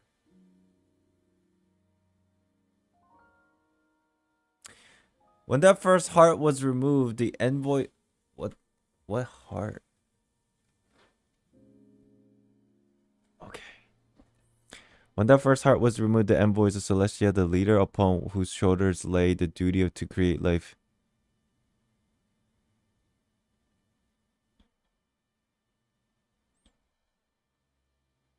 I fucking hate this chair. I keep sliding because the material of this chair, this is why it's fucking my back. I'm trying to just comfortably sit, but then my ass starts sliding forward. God damn it. I fucking... This chair... Oh my god, I want to throw this away. This is so uncomfortable. I can't even read. The leader upon whose shoulder lay the duty to create life came to the great primeval sea, and there she created another heart. Which heart? Who's the heart? Aegeria, I see. That heart had the ability unto an dragon, but lacked its outer form, and had the majesty of a god. Yet was bereft any divine duty, and though it was created by a ruler of humans, its substance and essence were all original matter from this world, entirely without outside elements. She was a tear that flowed into the primordial sea, seeking communication and understanding, a pursuit which caused her to weep. And it was due to this compassion that she committed all the sins that all beings of pure water must be aware. What follows after that is the version of the tale that humans tell, although it is commonly passed on only amongst scholars. The great Remus came to Fontaine, envisioning a mighty and eternal city, Remuria. He instructed people, and eventually managed to reach one part of his dream. Then swiftly came the prophecy, not ill-intended, yet horrifying beyond measure. The golden melody would one day end, and Remuria would fall. It is often said that should a hero not die upon returning home, they shall become a tyrant.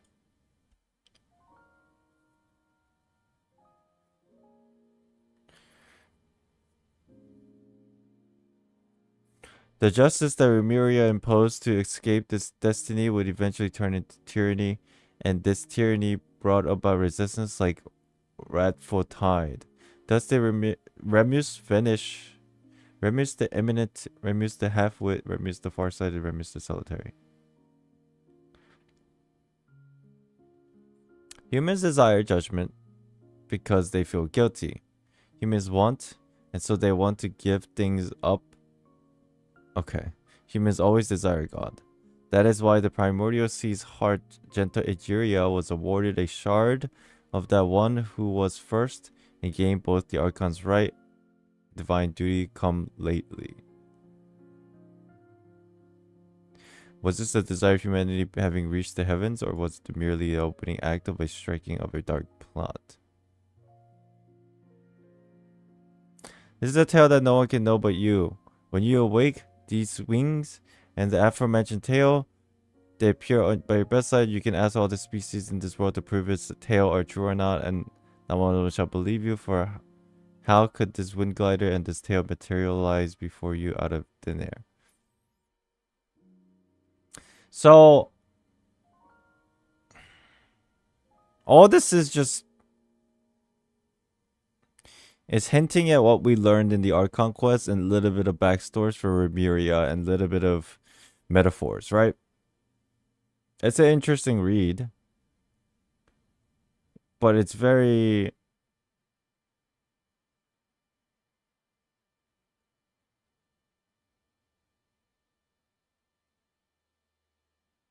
What is the word for this, man? It's like a word to describe a story that is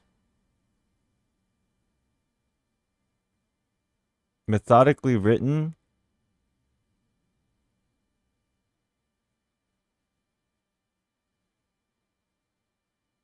But very, not concise, but vague.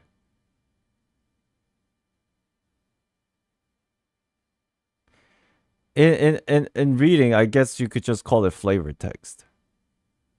Or in this case, flavor lore passage. Abstract, that might be the word. Like cryptic, it's not really cryptic. It's pretty straightforward. But it is a abstract flavor text.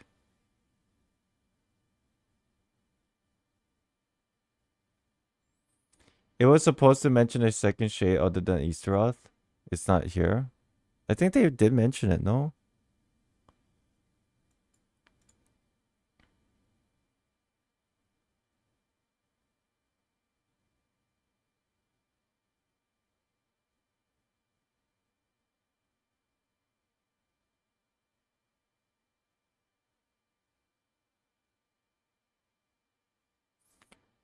Why is it not here?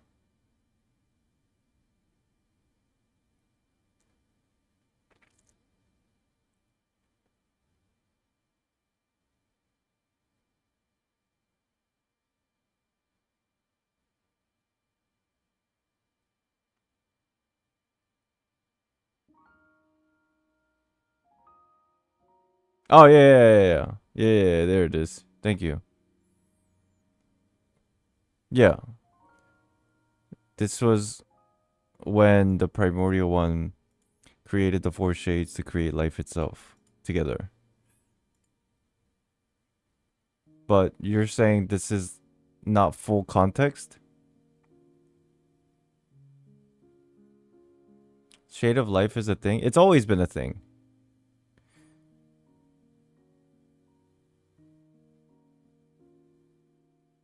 Like, you guys, this is just my personal thoughts, but like, dude, honestly, for me, the lore of this game for the fourth shade is so in your face and direct. It's hilariously, I just find it hilarious. It's the four shades, the fucking artifacts. It's very clear. You think it's a joke, or you think it's a reach, but it's so obvious. What are the four things that in this game, in this world, that you need to create fucking world and create life itself? It's life, death, time, and space.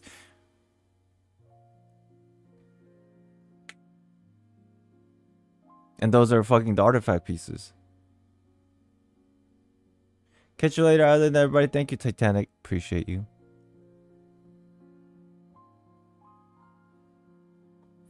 Shade of life is the flower. Shade of death is the plume. There needs to be time, which is Easteroth, and there needs to be space. And the crown tied them all into one ruler. Yeah, I believe that is... I thought that was like now made pretty obvious, but obviously it's not confirmed. Except Easteroth. But Easteroth just being there makes it so obvious.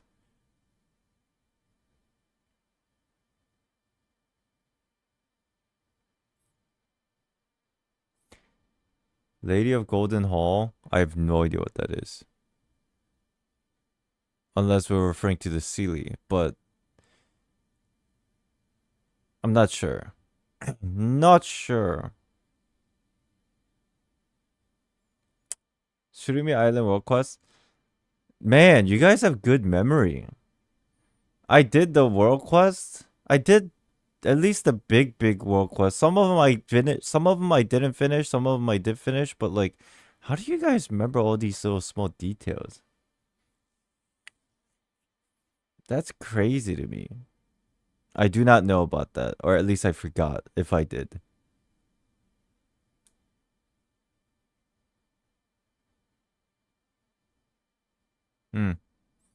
But yeah, this read is pretty cool.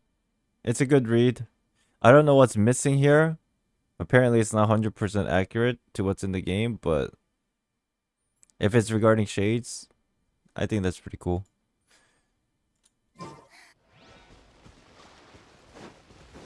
Oh! Oh my god, it just disappeared. Alright, what's the next thing we gotta do? Glider.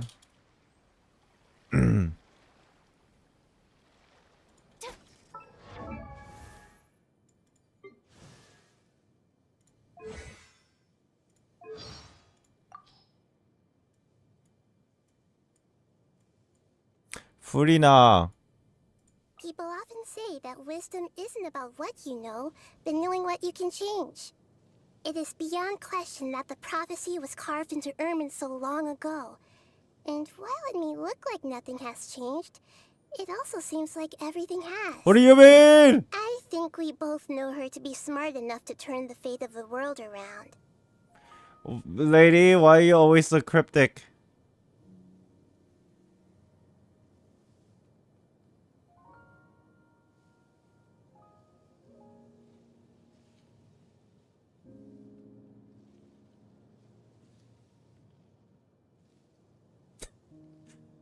You give me nothing! You cute lady! Motherfuck. God damn it. Alright, let's see what the two old men has to say. I already know what A's gonna say. She'll be like, who? I'll check it. I'll check after these two. Like, who? I can't even check because it's not unlocked. This motherfucker is level not even 4. Okay, we gotta go to the...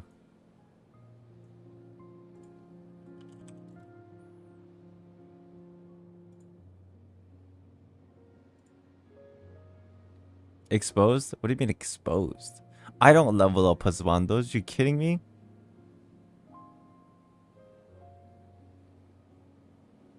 A bard must be versed in both music and song, but a stage performer requires far more skills than just these.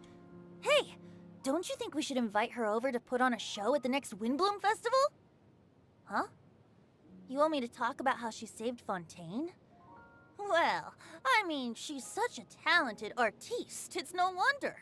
I wouldn't be surprised even if she'd saved the entire world. Motherfucker, you know she did. Why are you pretending like you don't know shit? You could have told me about this ahead of time, you son of a bitch. Oh my god, you're so annoying. Fenty's so fucking annoying. Maybe she saved the entire world. Ha!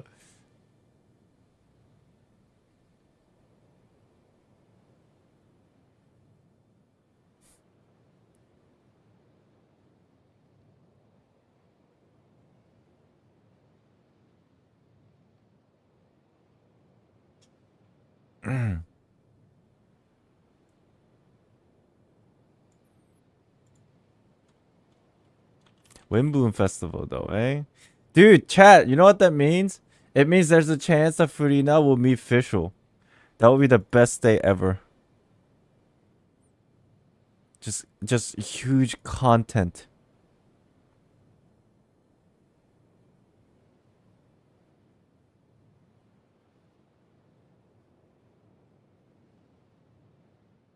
Where's Furina? She made a contract with her own self to save the nation. Strictly adhered to it for over 5 centuries without once wavering, and even fooled the heavenly principles in the end. I have great respect for approaches to justice that place exacting demands not only on others, but also on the self. Though her divinity has vanished, and the throne of the Archon is no more, Furina will go down in Fontaine's history as a god of justice worthy of recognition. Okay, Grandpa, respect. Grandpa, respect. Yeah, and is Scark gonna be playable?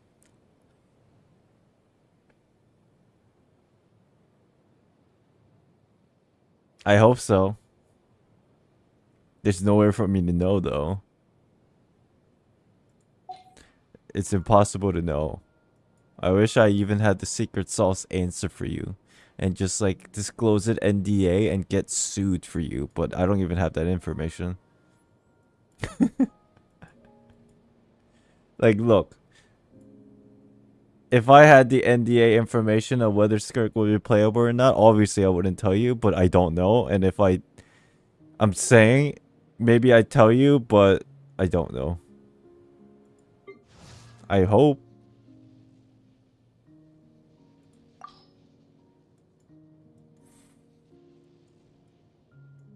For 5 centuries, I dueled the Raiden Shogun in my personal realm of consciousness.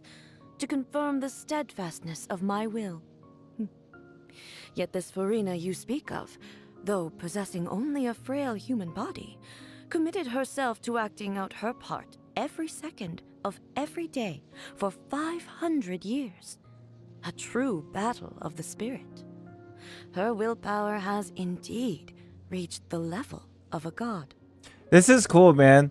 Every Archon respects Furina for what she did, huh? It's pretty wholesome. It's like it's almost to the level of like every other Archon are kind of shocked. Not shocked, but maybe surprised. But Furina's own people don't even know what she's done. Right, and that's the sad part.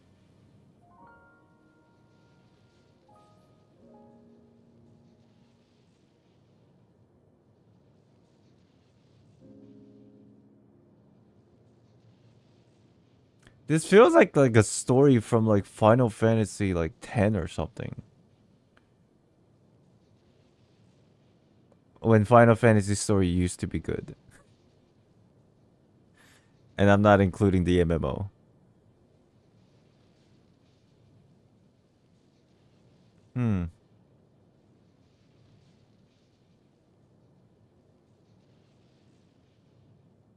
15? Isn't 15 MMO? I know 15's good. I'm not including it on purpose.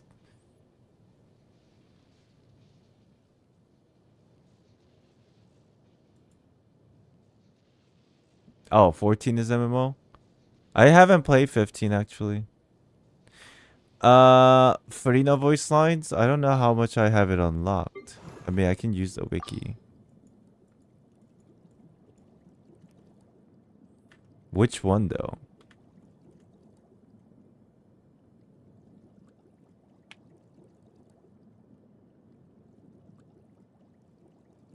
Oh, Nouvellette about Furina.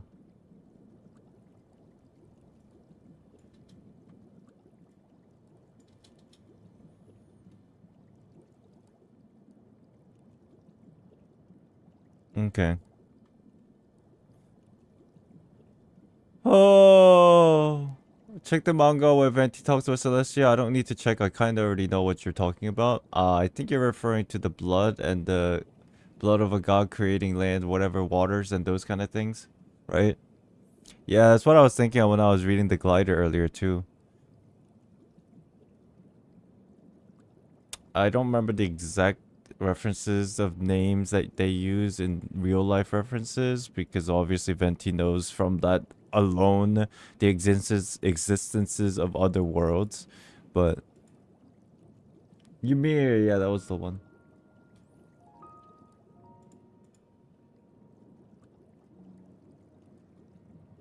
Pangbu, Ymir, yeah. A while ago, I did some research around them, and I couldn't really get much out of it, but it's interesting how it's now all circling back.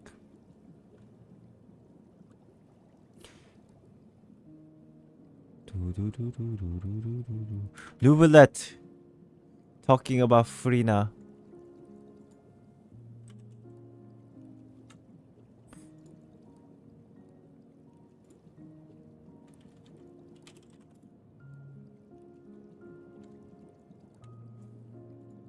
Now the curtain has finally fallen on her performance. The character she portrayed was an imaginary one, yet in playing that role, she fulfilled her duties. Though she is meek and full of doubt by nature, she was able to use madness to stiffen her resolve and see her duty through to its conclusion. The work that she has done over the centuries is truly immense. If she were to ever make a return to the stage, I should personally attend the performance and give her my heartfelt applause. Yes, I must do so when the opportunity arises. Hold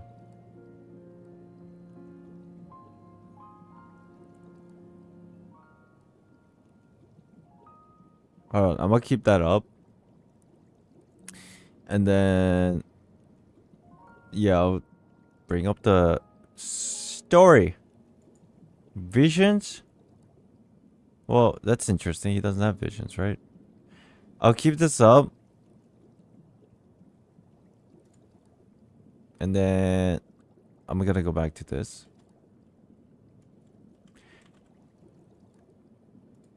Chat.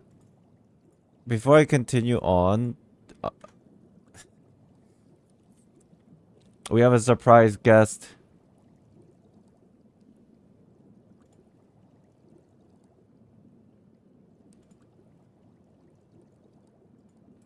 Hello.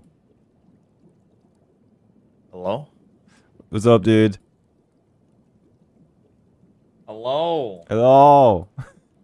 Hello, can you hear me? Yeah, I can hear you. What up? So, what did How's you the want to quest? dude?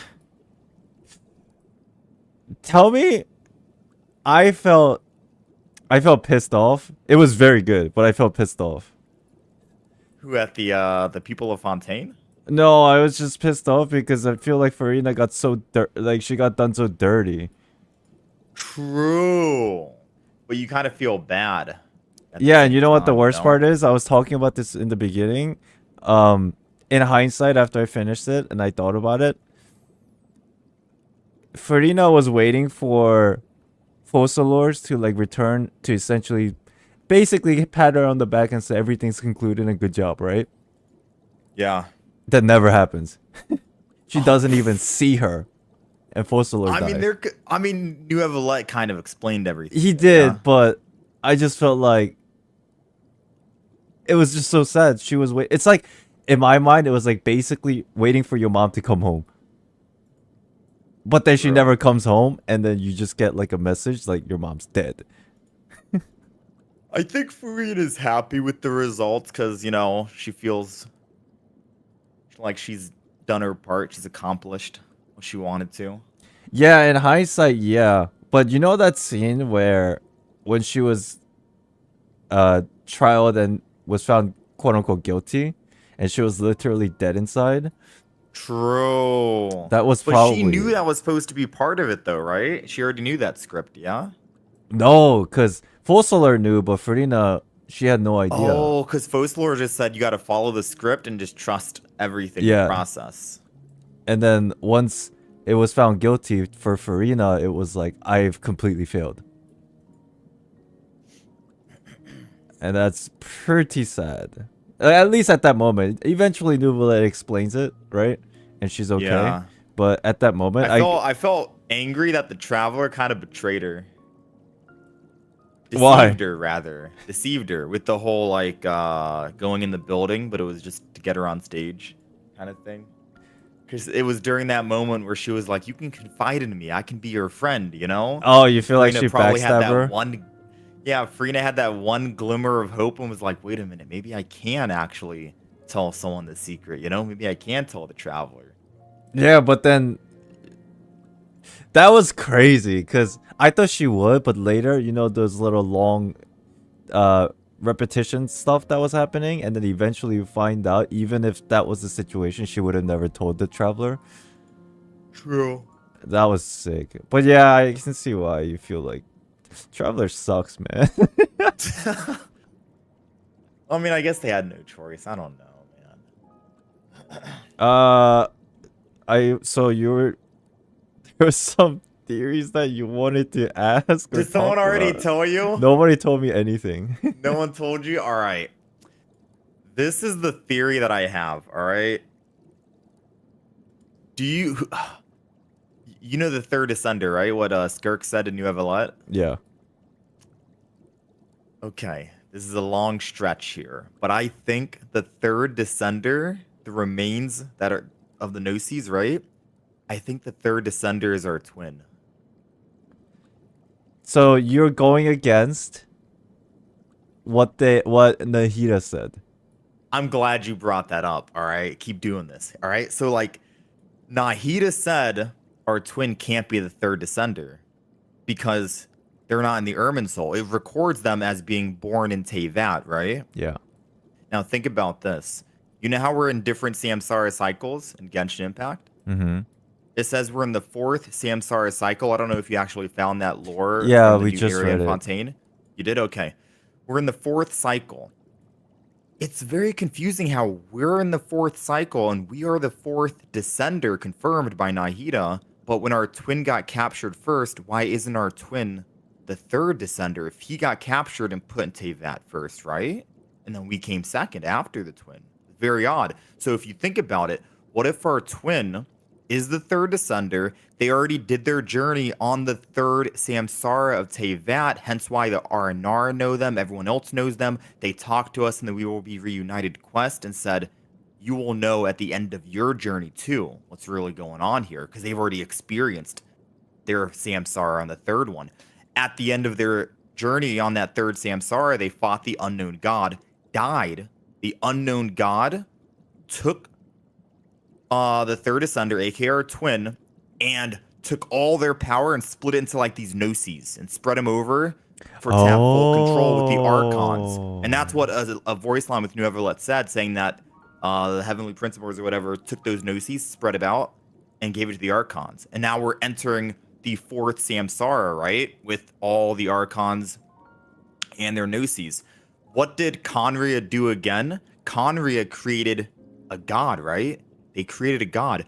What if that quote-unquote god was the third descender, aka our twin, but it's not actually the full form of the third descender, because the Nosis are the remains of the third descender, and that's why they're trying to actually revive them. And the person who orchestrated this, what if it's Piero, who revived the god, aka our twin?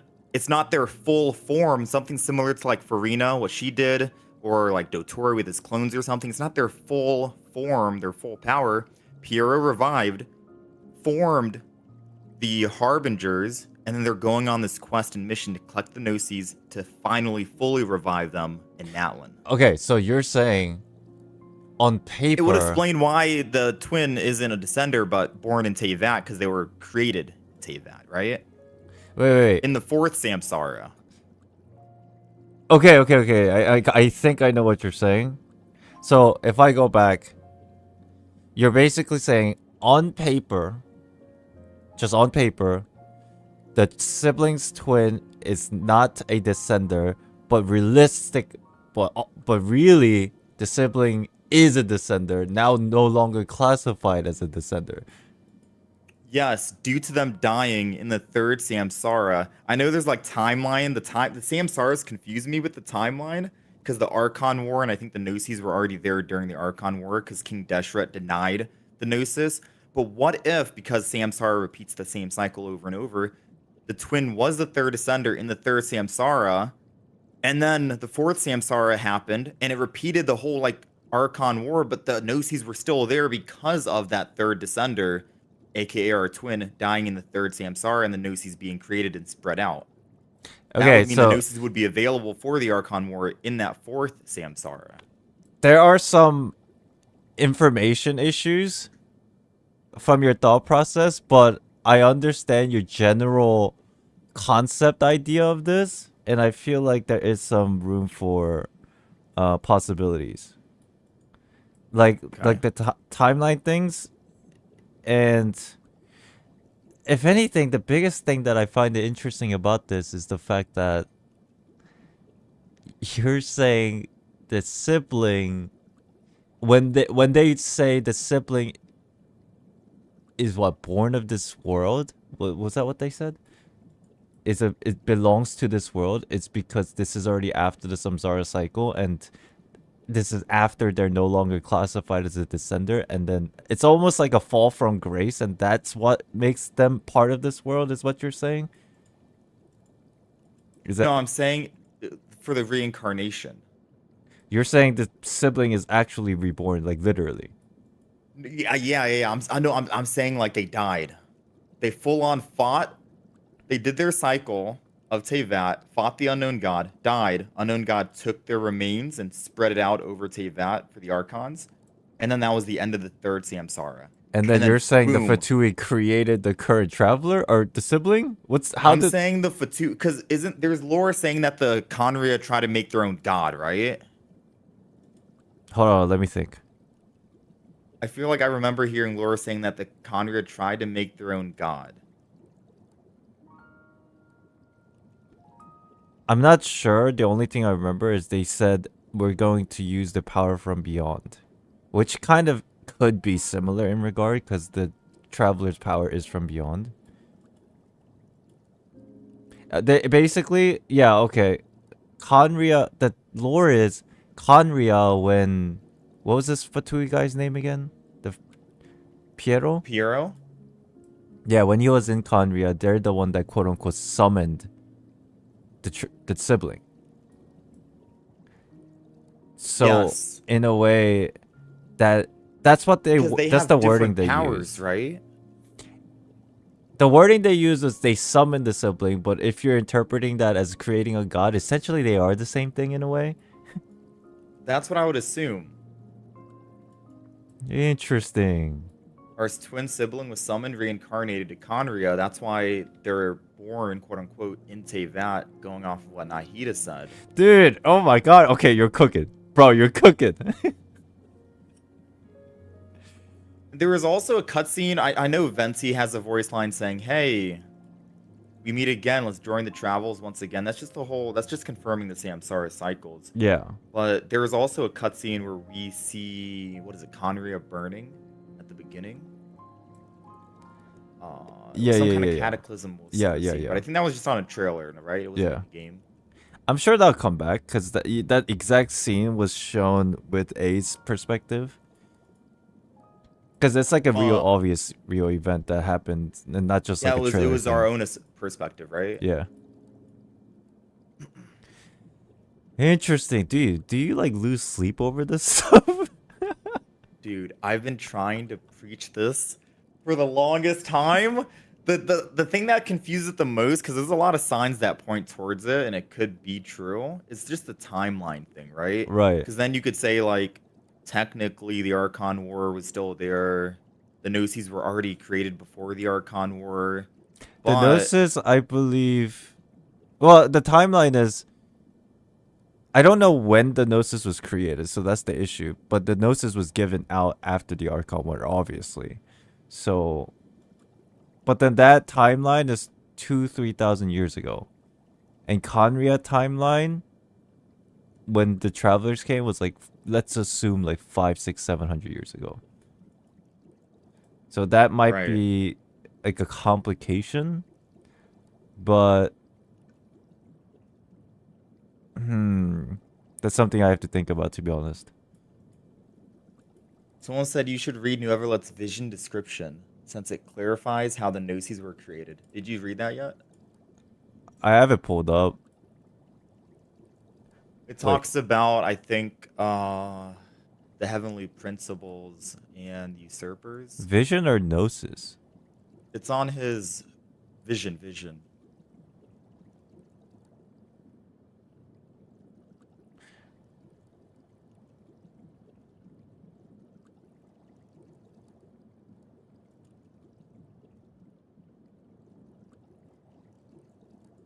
It makes sense that Lumine doesn't count as a descender because she got revived or recreated by power from beyond. You're saying It Lumine also isn't the makes sibling. sense. Huh? When you say Lumine, you mean the sibling, right? The other twin, yeah. It would also make sense why the other twin is working with the Abyss, because that doesn't fall under the gaze of the Heavenly Principles. They can work undercover. Yeah. The Heavenly Principles knew that Conria brought back the third Descender, and the third Descender is like the biggest threat to Celestia or something. They'd want to step in and stop that, right?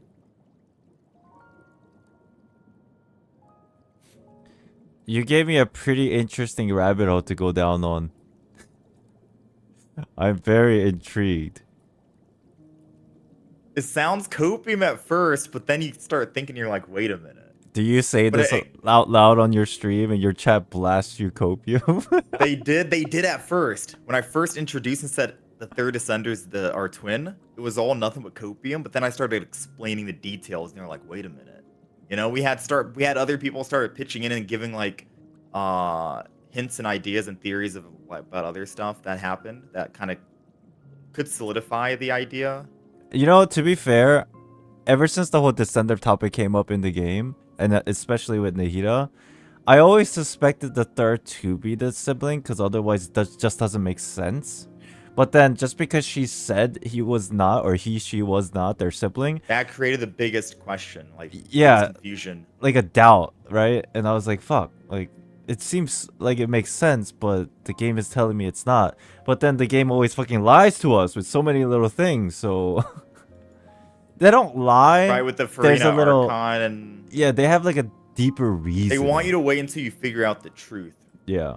yourself, or the game explains it. Yo, speaking of the third descender, this is copium. Do you want to know my personal perspective? Go for it. If you say Himeko, No. This is copium. This is just random thought, and there's a reason for it. You might think this is a meme, but there's a reason for it. I believe it's possible that the third descender, assuming the traveler sibling is not the third descender, is Paimon. And there's the only reason this is fucking, it's copium, it's meme, I know. But the only reason is just basically because I still don't know how Paimon fits into any of this shit. And I'm just putting her there because I don't know, the traveler sibling's apparently not a descender. At least that's what they tell me. So I was like, what the fuck? okay. So I have two theories on Paimon, because we were discussing this when I mentioned the third descender traveler twin. The first theory that I thought was there's 3 moon sisters, right? Yes. Apparently, I would assume these moon sisters look very similar. The unknown god captured us and our twin, yeah? Yeah. What if the other 2 moon sisters were like, hey, unknown god, I don't appreciate what you're doing here. Why'd you stop them? There's a little bit of conflict. Paimon was also one of them, fought the unknown god. Unknown god, they had a falling out. Unknown god lost their power. Paimon lost their power, hence why she fell down. Yeah. And then she was next to us, and that's why the heavenly principles is kind of quiet. They're sleeping. They're regenerating their power at the moment. You know, that's why they haven't done anything. That would be my first copium thought. I don't think that's But- copium at all. I think that's actually very close because the entire time I was thinking about this, like on a real note, that there are entities in this game that are very similar to Paimon, very clearly. And even though we don't see some visually, the script wise, I mean, you can see the similarities with the unknown god and Paimon, right? With like the Yeah, outfit them two. design and stuff. But since there were 3 yeah. moons, there should be one more person. But there are things like entities that, like Seely's descriptions of before they became like floating things, look very similar in description to Paimon and the Sustainer 2. So in a way, if the 3 moon sisters, because of the war with the Outlander, when Seely's fell in love with the Outlander or whatever, and then the moon sister went against each other. Yeah, I mean, that makes, in my mind, I think that makes sense if true. Like, it makes it fits too well to not be true.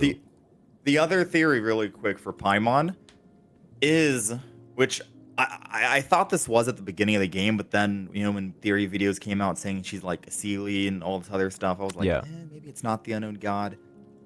Paimon could be the unknown god. And that's the second copium theory of maybe at the end of the samsara cycle, the unknown god is the one who resets the entire world of Tevat, right? And then continues these cycles over and over. But by doing so, they use up too much of their power and get into like a miniature version, aka Paimon. So because they ended up capturing our twin and then capturing us, and then they ended up resetting the samsara cycle at the end of the third samsara or something, boom, that's when they got miniatured, fell down from the sky, and then we fished them out. And it would also kind of explain why maybe like when Paimon took a look in the Risley story quest, she touched that globe and saw like past memories that were very Spoilers. daunting on her. Spoilers. Did you read that? Did you read that? No. But it's fine. Okay.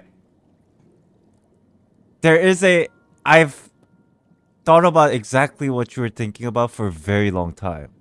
And there is an answer to it in my personal opinion. And it's a little bit hard to explain, but there is a world where Paimon is the sustainer, is the Seely, is the primordial one, and is all together because all these, like, let's call them shades or moons or Oh, whatever. I remember that. Yeah, because they all originate. Paimon's the primordial one. Yeah, from the same place. That's why they all similar. That's why they all have similar aesthetics or characteristics.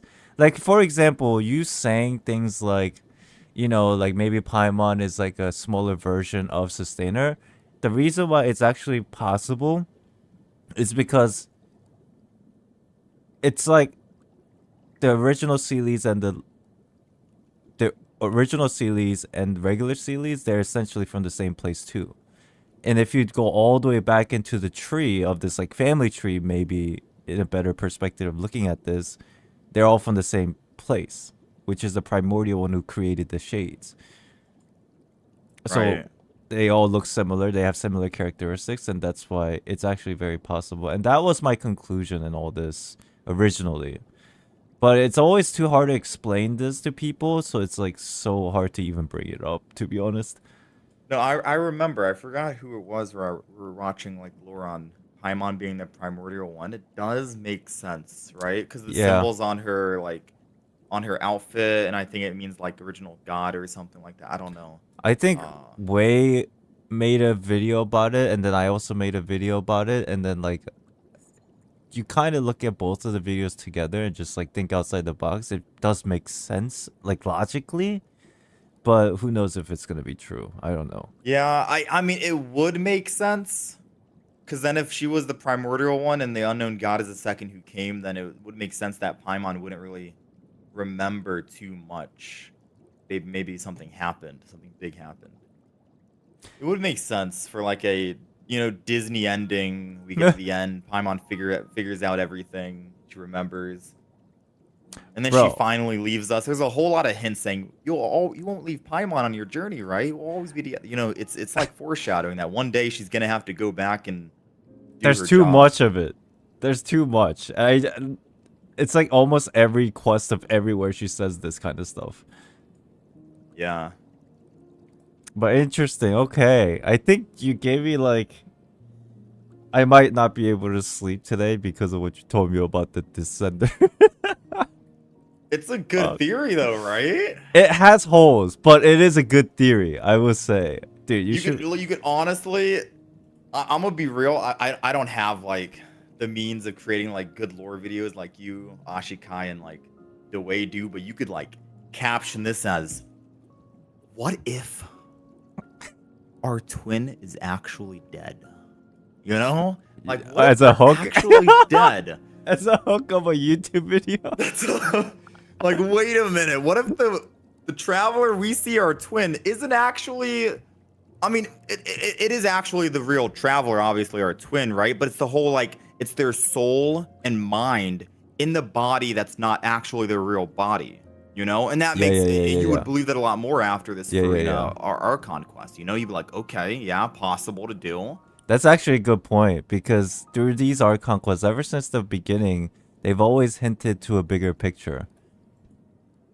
Like the concepts behind like A and Makoto and all that stuff. Even like Sumeru stuff and now Fontaine stuff.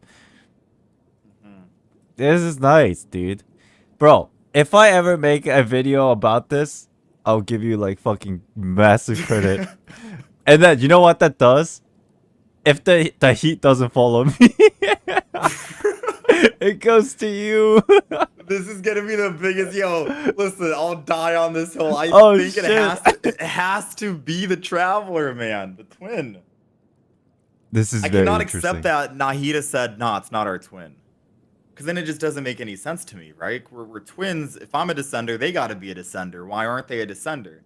But then it kind of makes me wonder why, like, if the third descender was our twin and they died in the third samsara, then why aren't they showing up in the fourth samsara in Irminsul unless Piero had power to rewrite that? Because Nahida said that someone could tamper with it, or someone might have tampered. Yeah. Just to like maybe hide it from the heavenly principles or something. I don't know.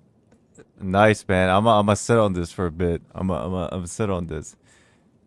Yeah. It was good talking. Yeah. Hey, by the way, are you going to LA next week? For the concert? Yeah. No, not the LA one. Because I already went to LA this year, so I was like, no. I think I'm pretty sure there's still another one coming out in New York. Yeah, I think or that's Chicago. I think that's in February. Yeah, the New York and Chicago one is. Yeah. Okay. I February. was just curious.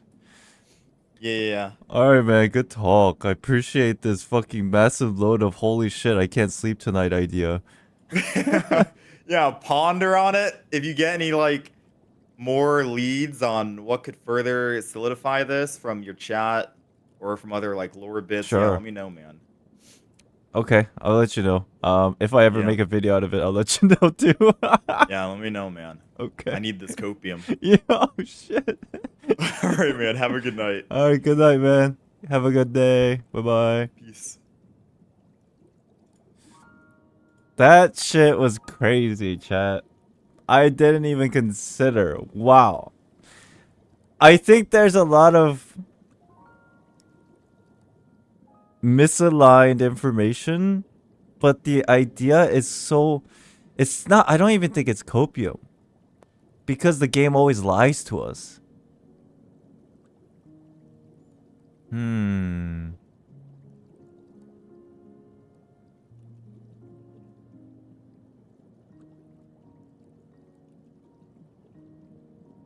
I think he brought up really good points actually. Erica, thank you for the super chat. What if Paimon is the third descender? Didn't one of the dialogues say she helps Traveler to control the different elements? How can she do that? I do remember something like that. I'll write it down for now and see how I think about it. It is kind of suspicious though. With Paimon. This is fun, yo. If you guys are wondering why MV just randomly popped in, yesterday, I think yesterday or the day before, he messaged me during his stream and I was kind of like sleeping. He was like, yo, come here, we have to talk about lore stuff. And I was like, and then I was late and he was ending stream. So I was like, okay, I didn't play the Archon Quest anyway, so we'll talk about it after I finish the Archon Quest. And he's like, cool. And then I was streaming today and we're talking about the Archon Quest. And I was like, hey, if you're down, just come in here. There's also that line Paimon says when speaking with Nuvolet, saying the third descender can control all elements and then compare them to us, the Traveler.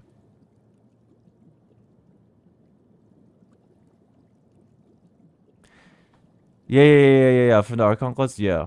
What did you say? But yeah, chat, it's Envy. You guys all know Envy. Envy's dope. I always watch his streams. Go follow him on Twitch. Is that what they call it over there?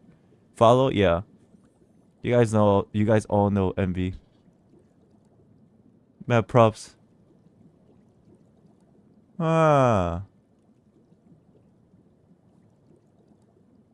This is interesting. Man, okay.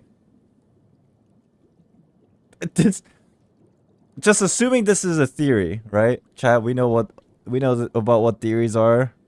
We just like speculate for fun. It doesn't have to be right all the time. Assuming this is a theory that's possible, this opens so many doors. Especially because I just got done saying the game always lies to us.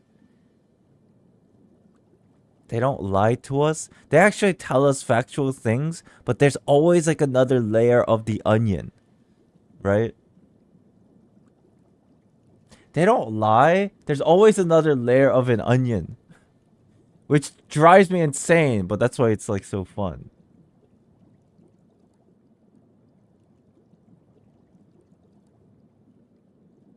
Misdirection? Yeah.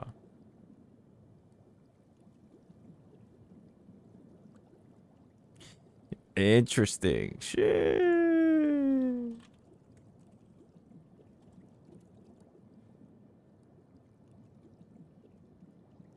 Did you read the Vision story? I kind of read it, but we were talking, so I didn't get to read it really thoroughly. But I will read it in a second. What are the things that we have left to do? Character story, Vision, Nuvolet. And then the whale thing. Holy shit. This long ass thing. Oh my god. Fuck. This is so long. Oh my god. Okay, it's not that long. Okay. In-game Vision story, not wiki. Wait, what? Isn't it in wiki? Right here, this thing, right? The only thing people are lost on is the timeline. But if we're on the fourth samsara, then that means the cycles do change. The original Tavat was ruled by dragons, for example.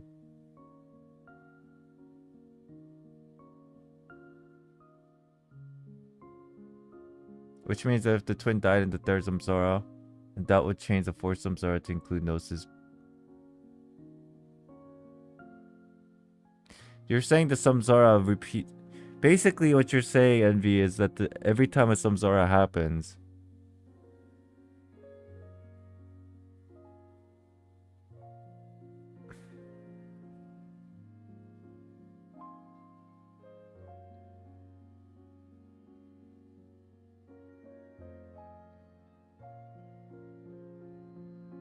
Chat, was there anything in the game that specifically says after the Archon War, the Archons, the winners got a Nosis? Now that I think about it, it doesn't say it. It says they gain authority.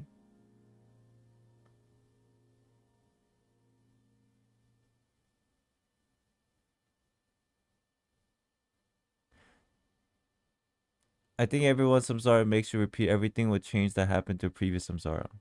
You think they said it?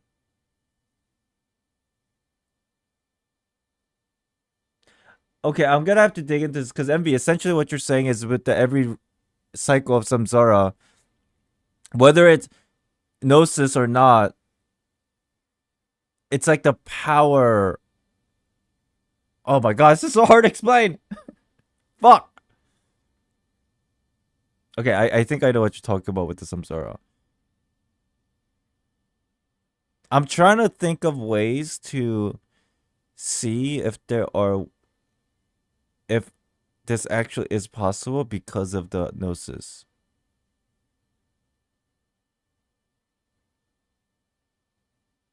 No, but see, here's the issue. Chat, let's assume the Archon War happened 3,000 years ago, which is kind of true. 4,000 years ago, whatever, right? And then the winners of the Archon War were given a Nosis. Let's say that happened. For some reason, to go against Envy's theory, 3,000 years ago, Nosis already existed. It was given to these winners, right? But where did that come from?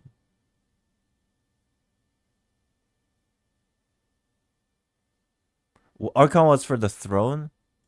You know what? I think you're right. Oh, I don't think it was for Nosis.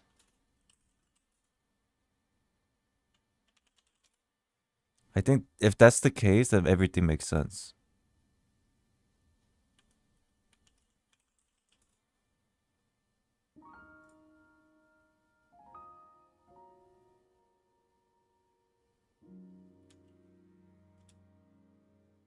$2,000 years ago.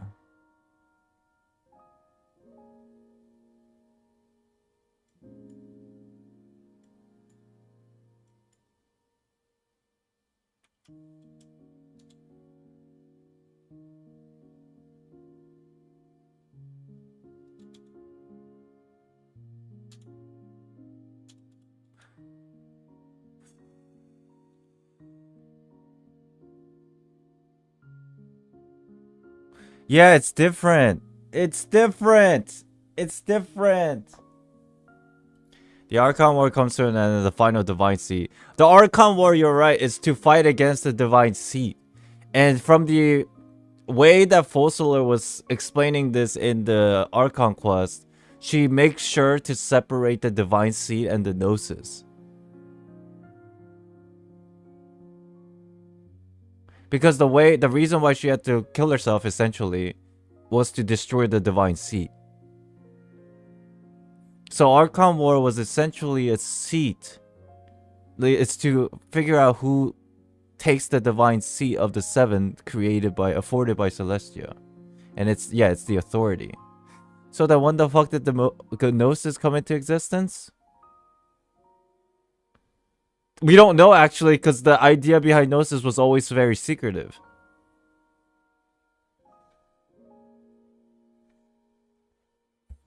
Nouvelle story? Yeah, okay. This one, right? This one?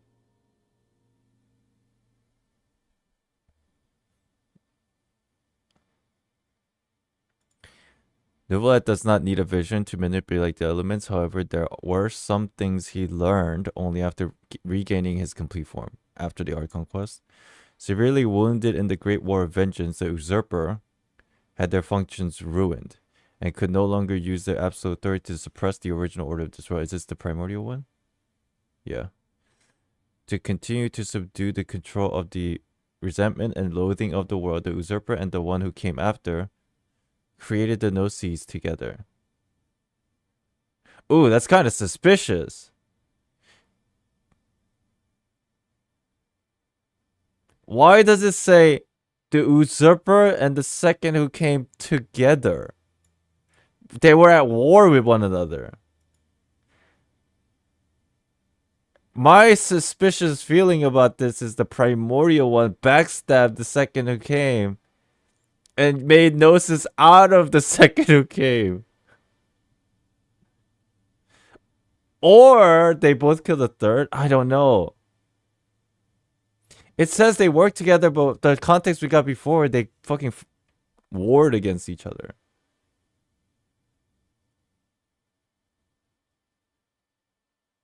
They both killed the third, probably. Let me continue reading. Maybe you're right. So it came to be that the order was made to be upheld. So you're saying... So the second who came, let's say, is the sustainer. That's a possibility from this, right? I don't know what the deal is between, like, the war between the primordial one and the second who came. But for here... Because they mentioned that in a weird way. Like, they fought against each other, but now they're working together. And so we're assuming... Together, they killed the fucking third one. The twin. If that's how we spin this, then that might be more interesting and more possible. But again, we don't know when the Nosis was created from information, but I'll continue reading because that might give me more stuff to think about.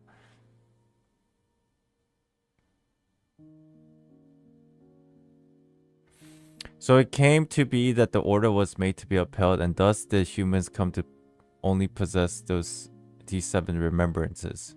And all fragments of the primordial were driven to devour each other.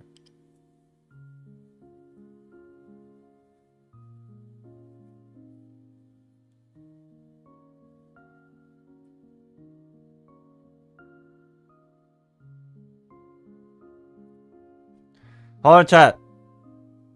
Give me time to think.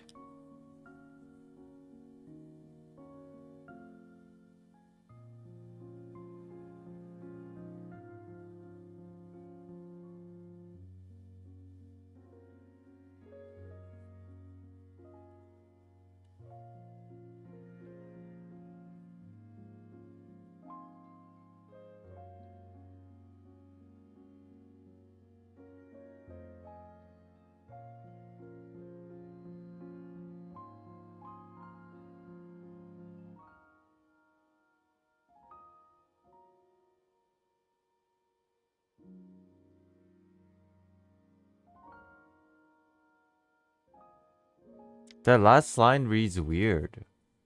And all fragments of the primordial.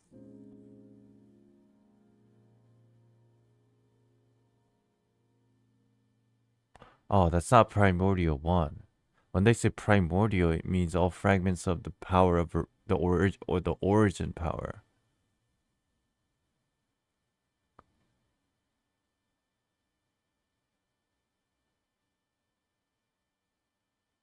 Yeah, I think it's the shades. Is it?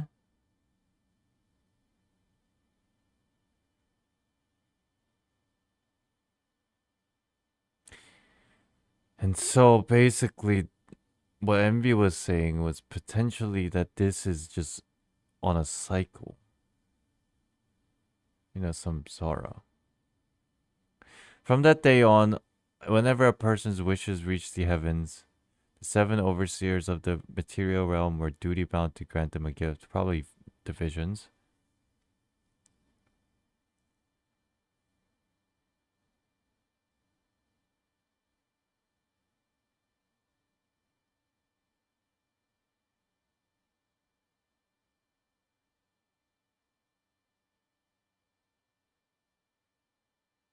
Duty bound.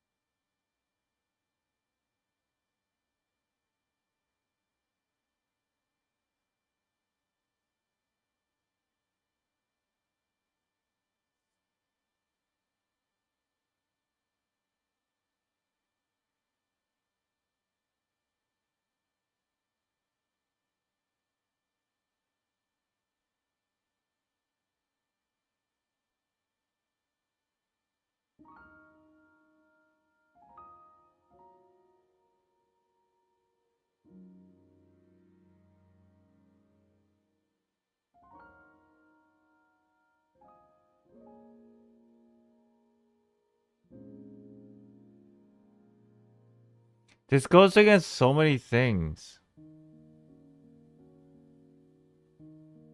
From what we already know. There's that conflict between do Archons give visions or not give visions. There's also a problem with what's the word? The narrator issue. But I feel like this is very accurate.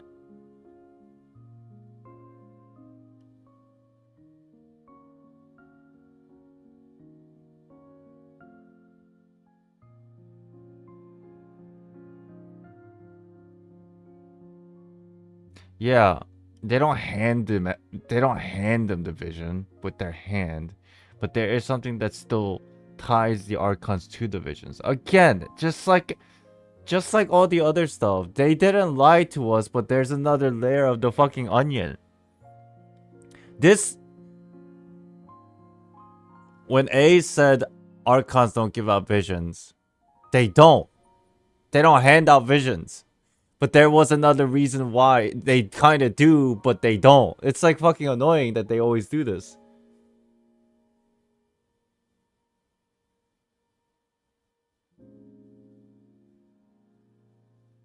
I'm more interested in this. And when one so gifted completes their duty.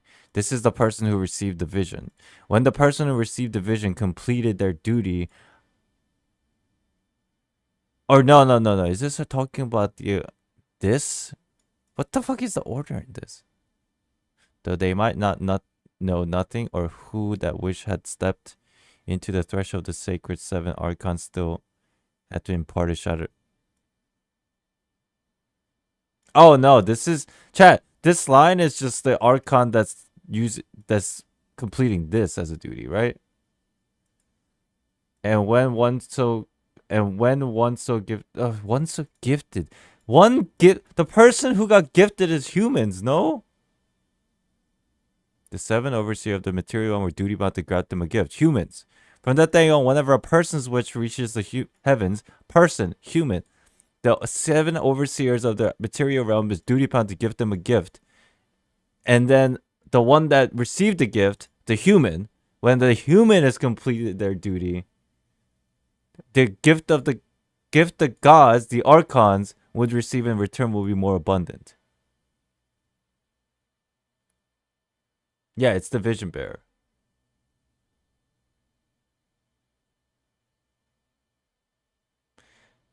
It just means that when the vision bearer reaches the requirement, they get a vision.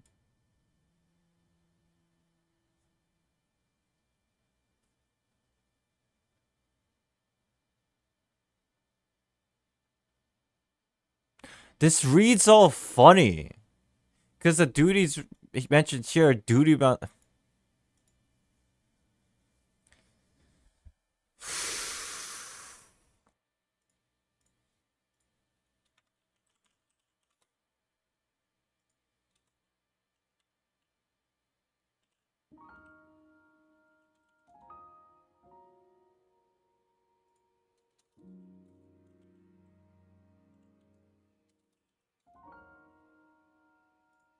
Dubiet.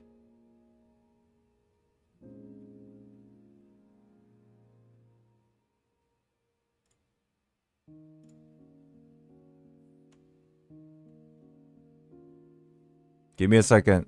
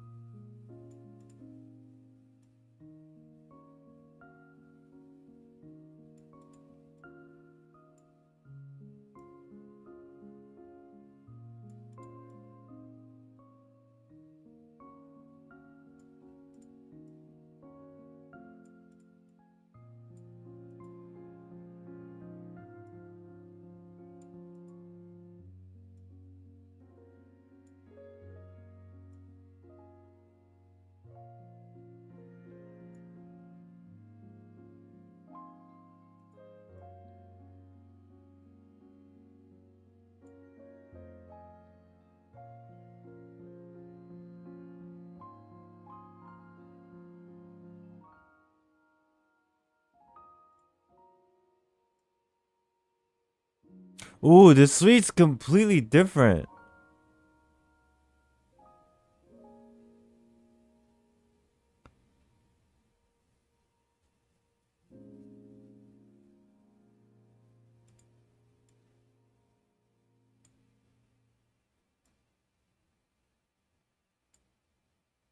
So basically, wait, let me just finish reading it.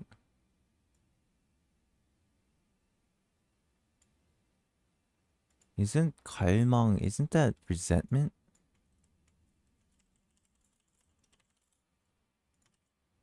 Craving. Oh.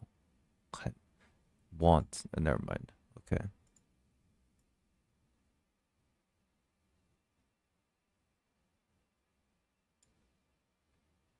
Okay. God, I'm still like...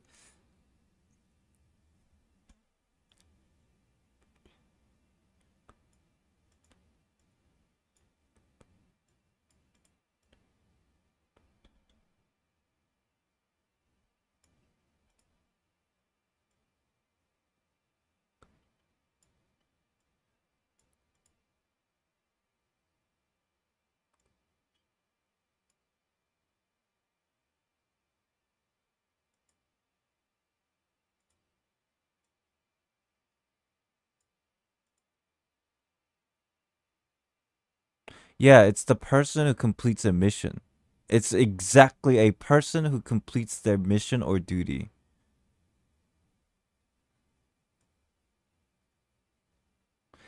If they happen, then the archons, they also get something in return.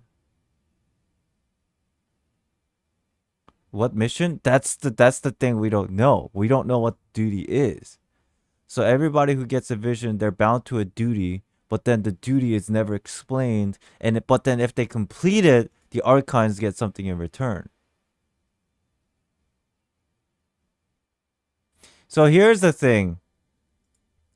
The thing that reads differently.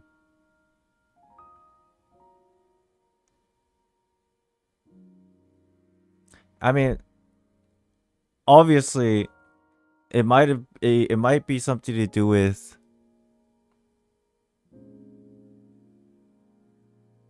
ascension, but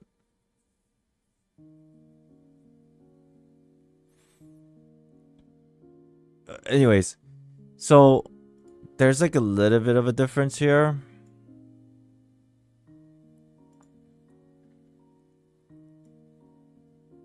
So basically, the reason why the Nosis was created to begin with is because the Primordial One no longer had the power to control the resentment of all the shit that he caused.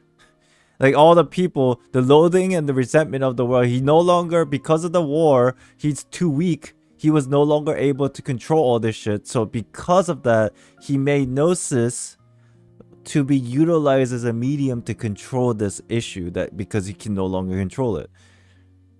But the thing is, it says, so it came to be that the order was made to be upheld, and thus the humans can only possess. So it came to be that an order was made to be upheld, and thus humans come to only possess these 7 remembrances. That's written so poorly.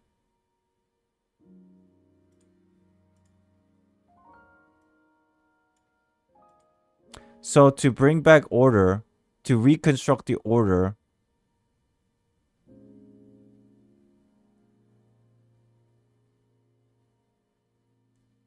they created the Nosis because he was too weak, right? In order to create order, to control, right? But because of that, humans were only able to harness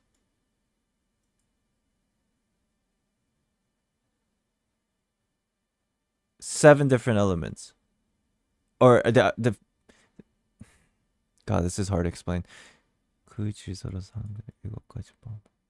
They're only limited to the 7 different ideas and thoughts. So basically, this represents the idea that because of the existence of the creation of Gnosis, this was when the syzygy and enlightenment shatters. That makes sense because the Gnosis is the power of the 7 elements were broken down from a, you could call it remains of the descender, the Gnosis.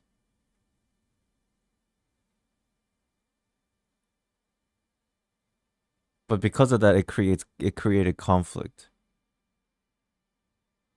between the elements because they're now separated.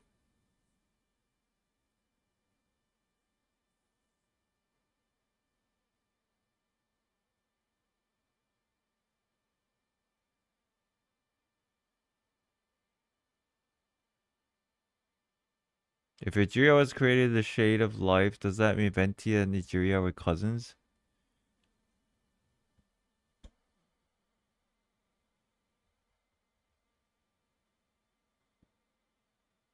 I don't know, but that just completely derailed my thinking process. I'm fucking, my brain is poofed.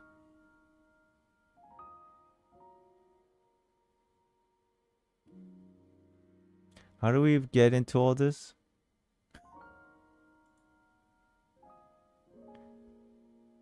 My brain's dead.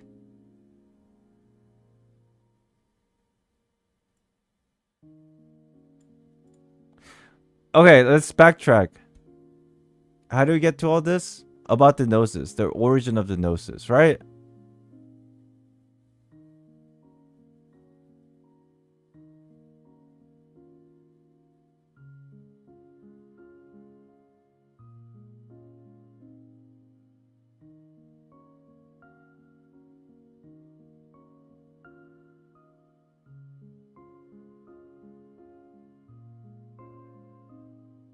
Read the final part? What part is final? I read everything.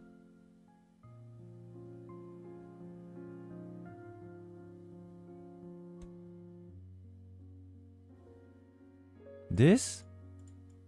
I get the gist of what this means.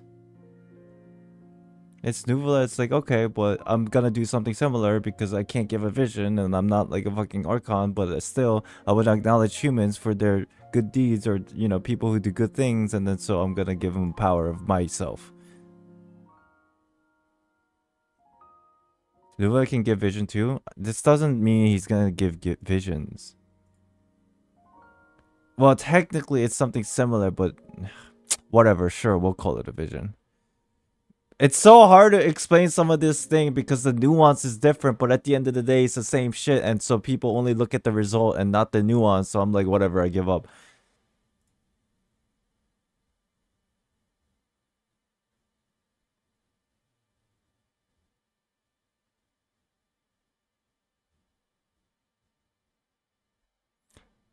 So it is what it is, I don't know. Oh, you guys literally spoiled me for the fucking thing? God damn it, chat. Ugh. Chat, do you watch me stream? Chat, do you watch me stream or do you just only tune in because of whenever you feel like it? And then you fucking end up spoiling shit because you don't know what I've done and what I didn't do. God damn it. Ugh.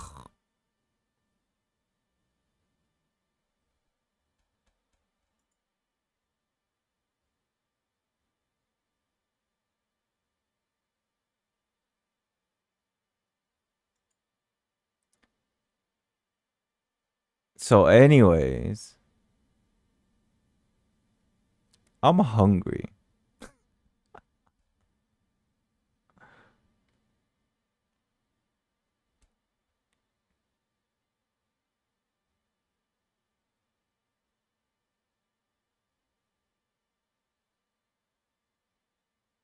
You can see the vision on in-game, so no. For what, Furina? I already know what it looks like. And we talked about this literally yesterday. Now everything makes sense why it takes the shape that it is. Like that doesn't fucking give you a reason to spoil it just because I can see that it's there. Because I don't know the context of it. Like, that reasoning is so dumb.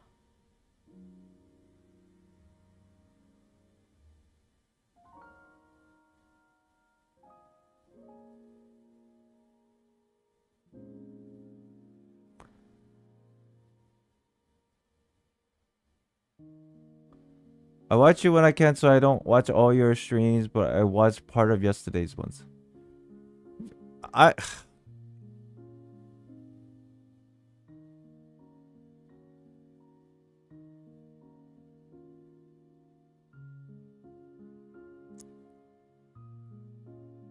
Am I expecting too much from people? Maybe I am. Maybe that's my problem. Maybe it's my issue. Maybe it's just skill issue in my part. Like, even if you don't watch all my streams, don't you think it's smart to, like, I shouldn't talk about this because I don't know if he did XYZ yet.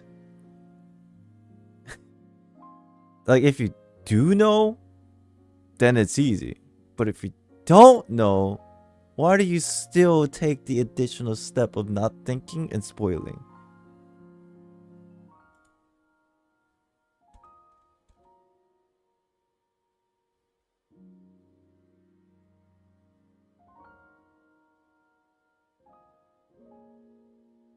It's not a spoiler anyway.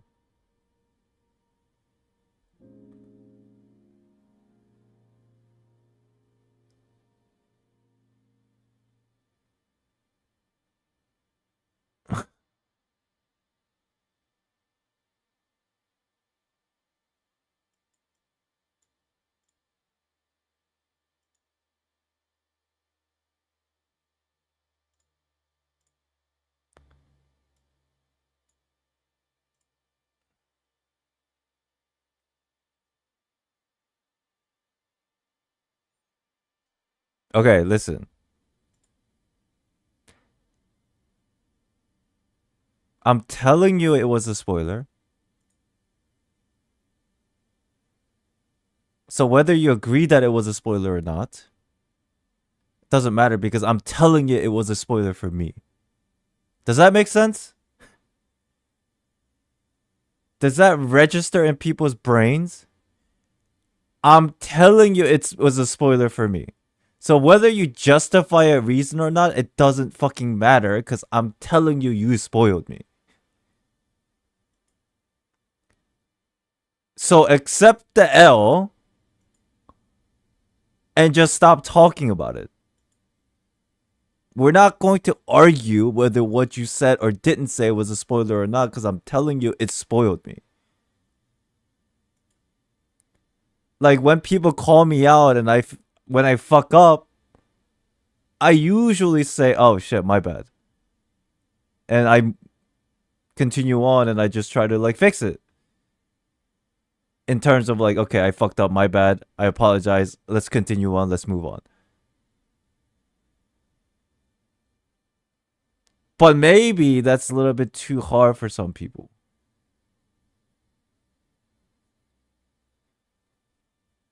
So just understand, whether you did it on purpose or not, I'm not blaming you for it. But holy shit, let's think about what we say. Don't get like all fucking defensive about it. I'm telling you how it is in my brain, and fuck, like holy shit.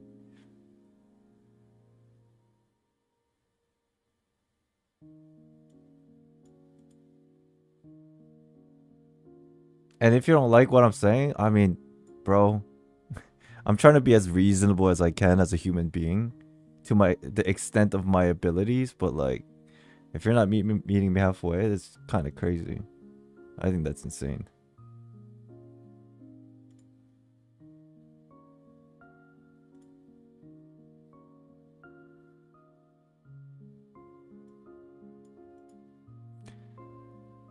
Anyways,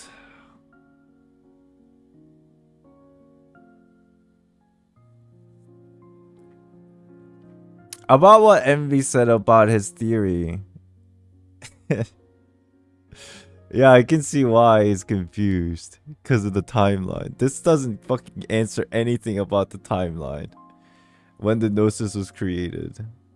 And then the history, that the timeline itself when the Archon War happened. But this no, but this must have been before the recent times because there's a samsara cycle. That's the only explanation, I think.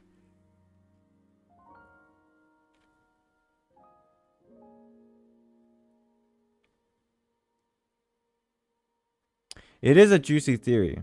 I agree.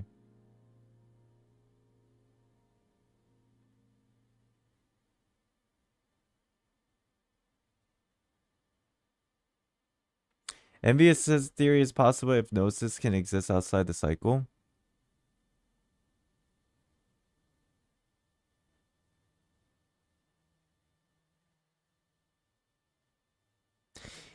No, but it can exist if the creation of a Gnosis was repetitive.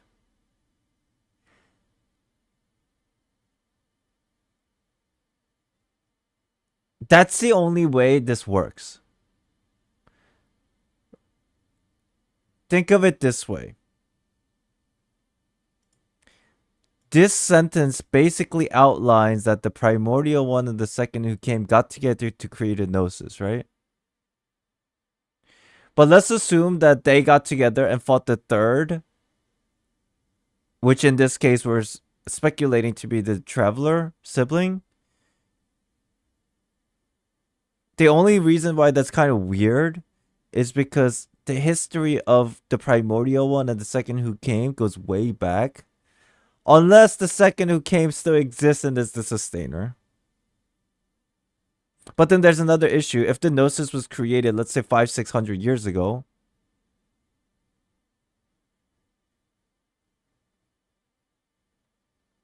that doesn't make sense because Makoto had a Gnosis and it was transferred to A after the Cataclysm.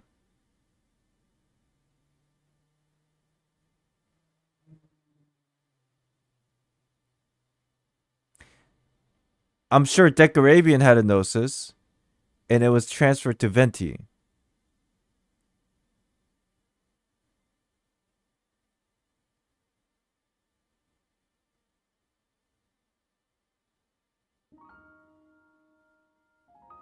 So that would mean the only way this kind of works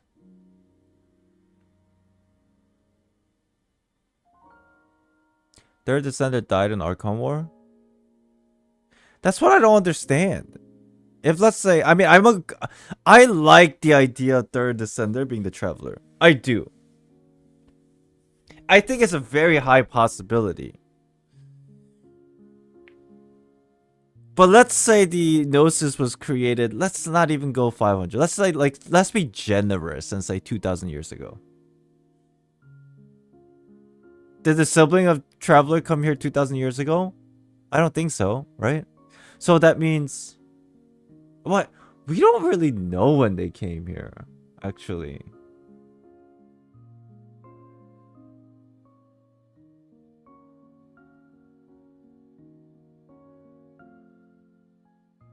We did come together, but we don't know when we came here.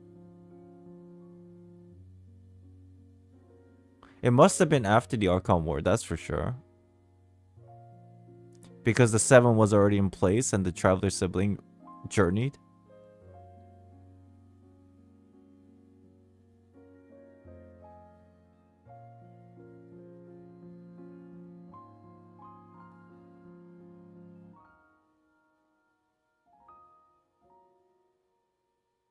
There's 500 years in between our siblings. Yeah. From the current time to the Conria time. I know that. But what I'm trying to figure out is when did the siblings arrive to this world together? I think it might be a longer back than we actually at least what I originally anticipated. Does the timeline have a guesstimation?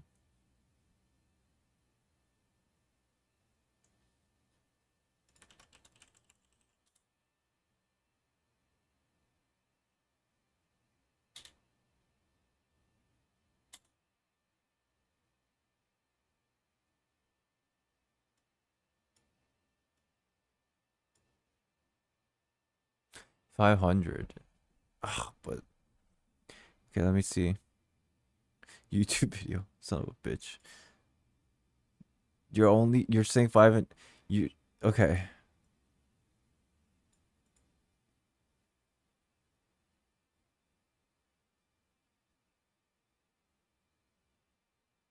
It says 500 years ago, but now I'm very like skeptical about it because they're just going off of a YouTube video and they're saying that's when it first.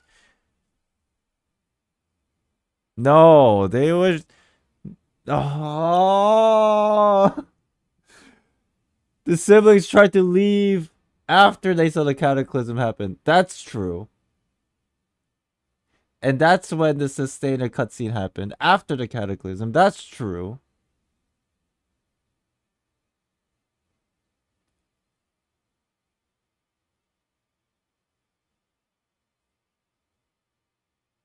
I think this idea we have to sit and let it cook and wait until next Daneslave quest, because Daneslave every time he comes around he always drops lore bombs about the traveler. I honestly think we have to wait until the next Daneslave quest to get an answer to this, to see if he can add to this fucking timeline issue of the traveler's journey.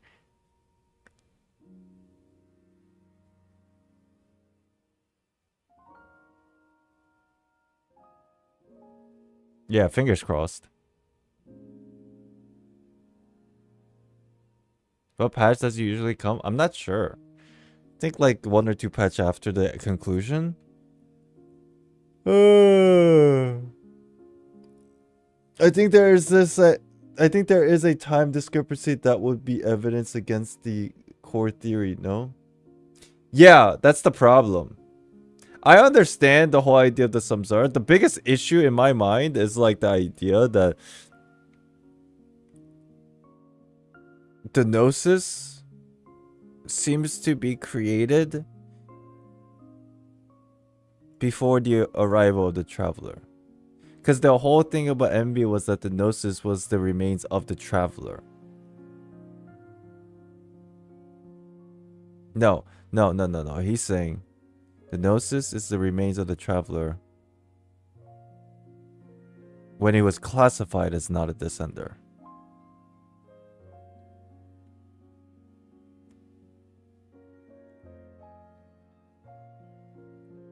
So, okay, then that clearly, in his theory, that clearly means the Gnosis didn't exist when the traveler first arrived. But then the samsara cycle existed. So there's a possibility that there's multiple Gnosises that was created and destroyed. Because, no, but the Gnosis stays. They never get destroyed. At least, I'm sorry, I like to believe. So there's no samsara cycle for the Gnosis. I don't think. They just stay. If there was a samsara cycle, no, there could be, because if they merged back to one, then they would have to make a new one. Fuck!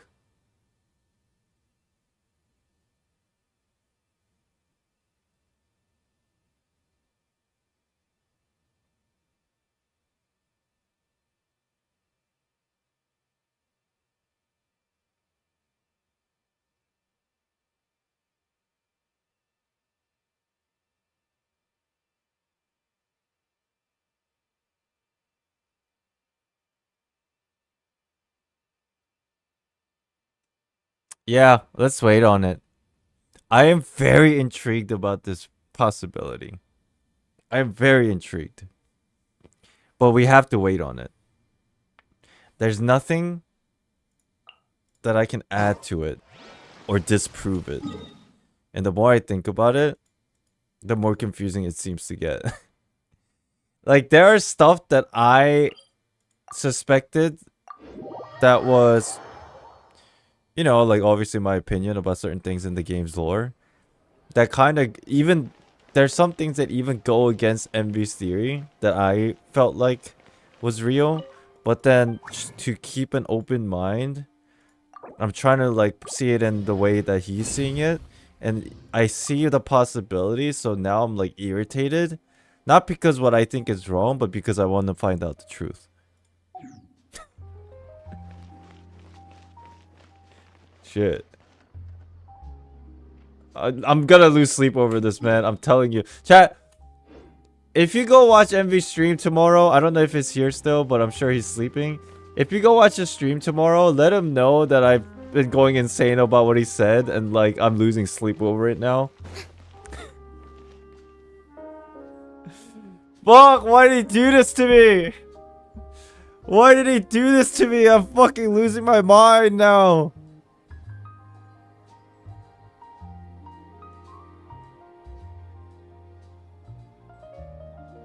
I just want to know the truth, man. Do you know the truth? Popular can be such a hassle. Who knew the people would adore me so much? Damn it, Furina.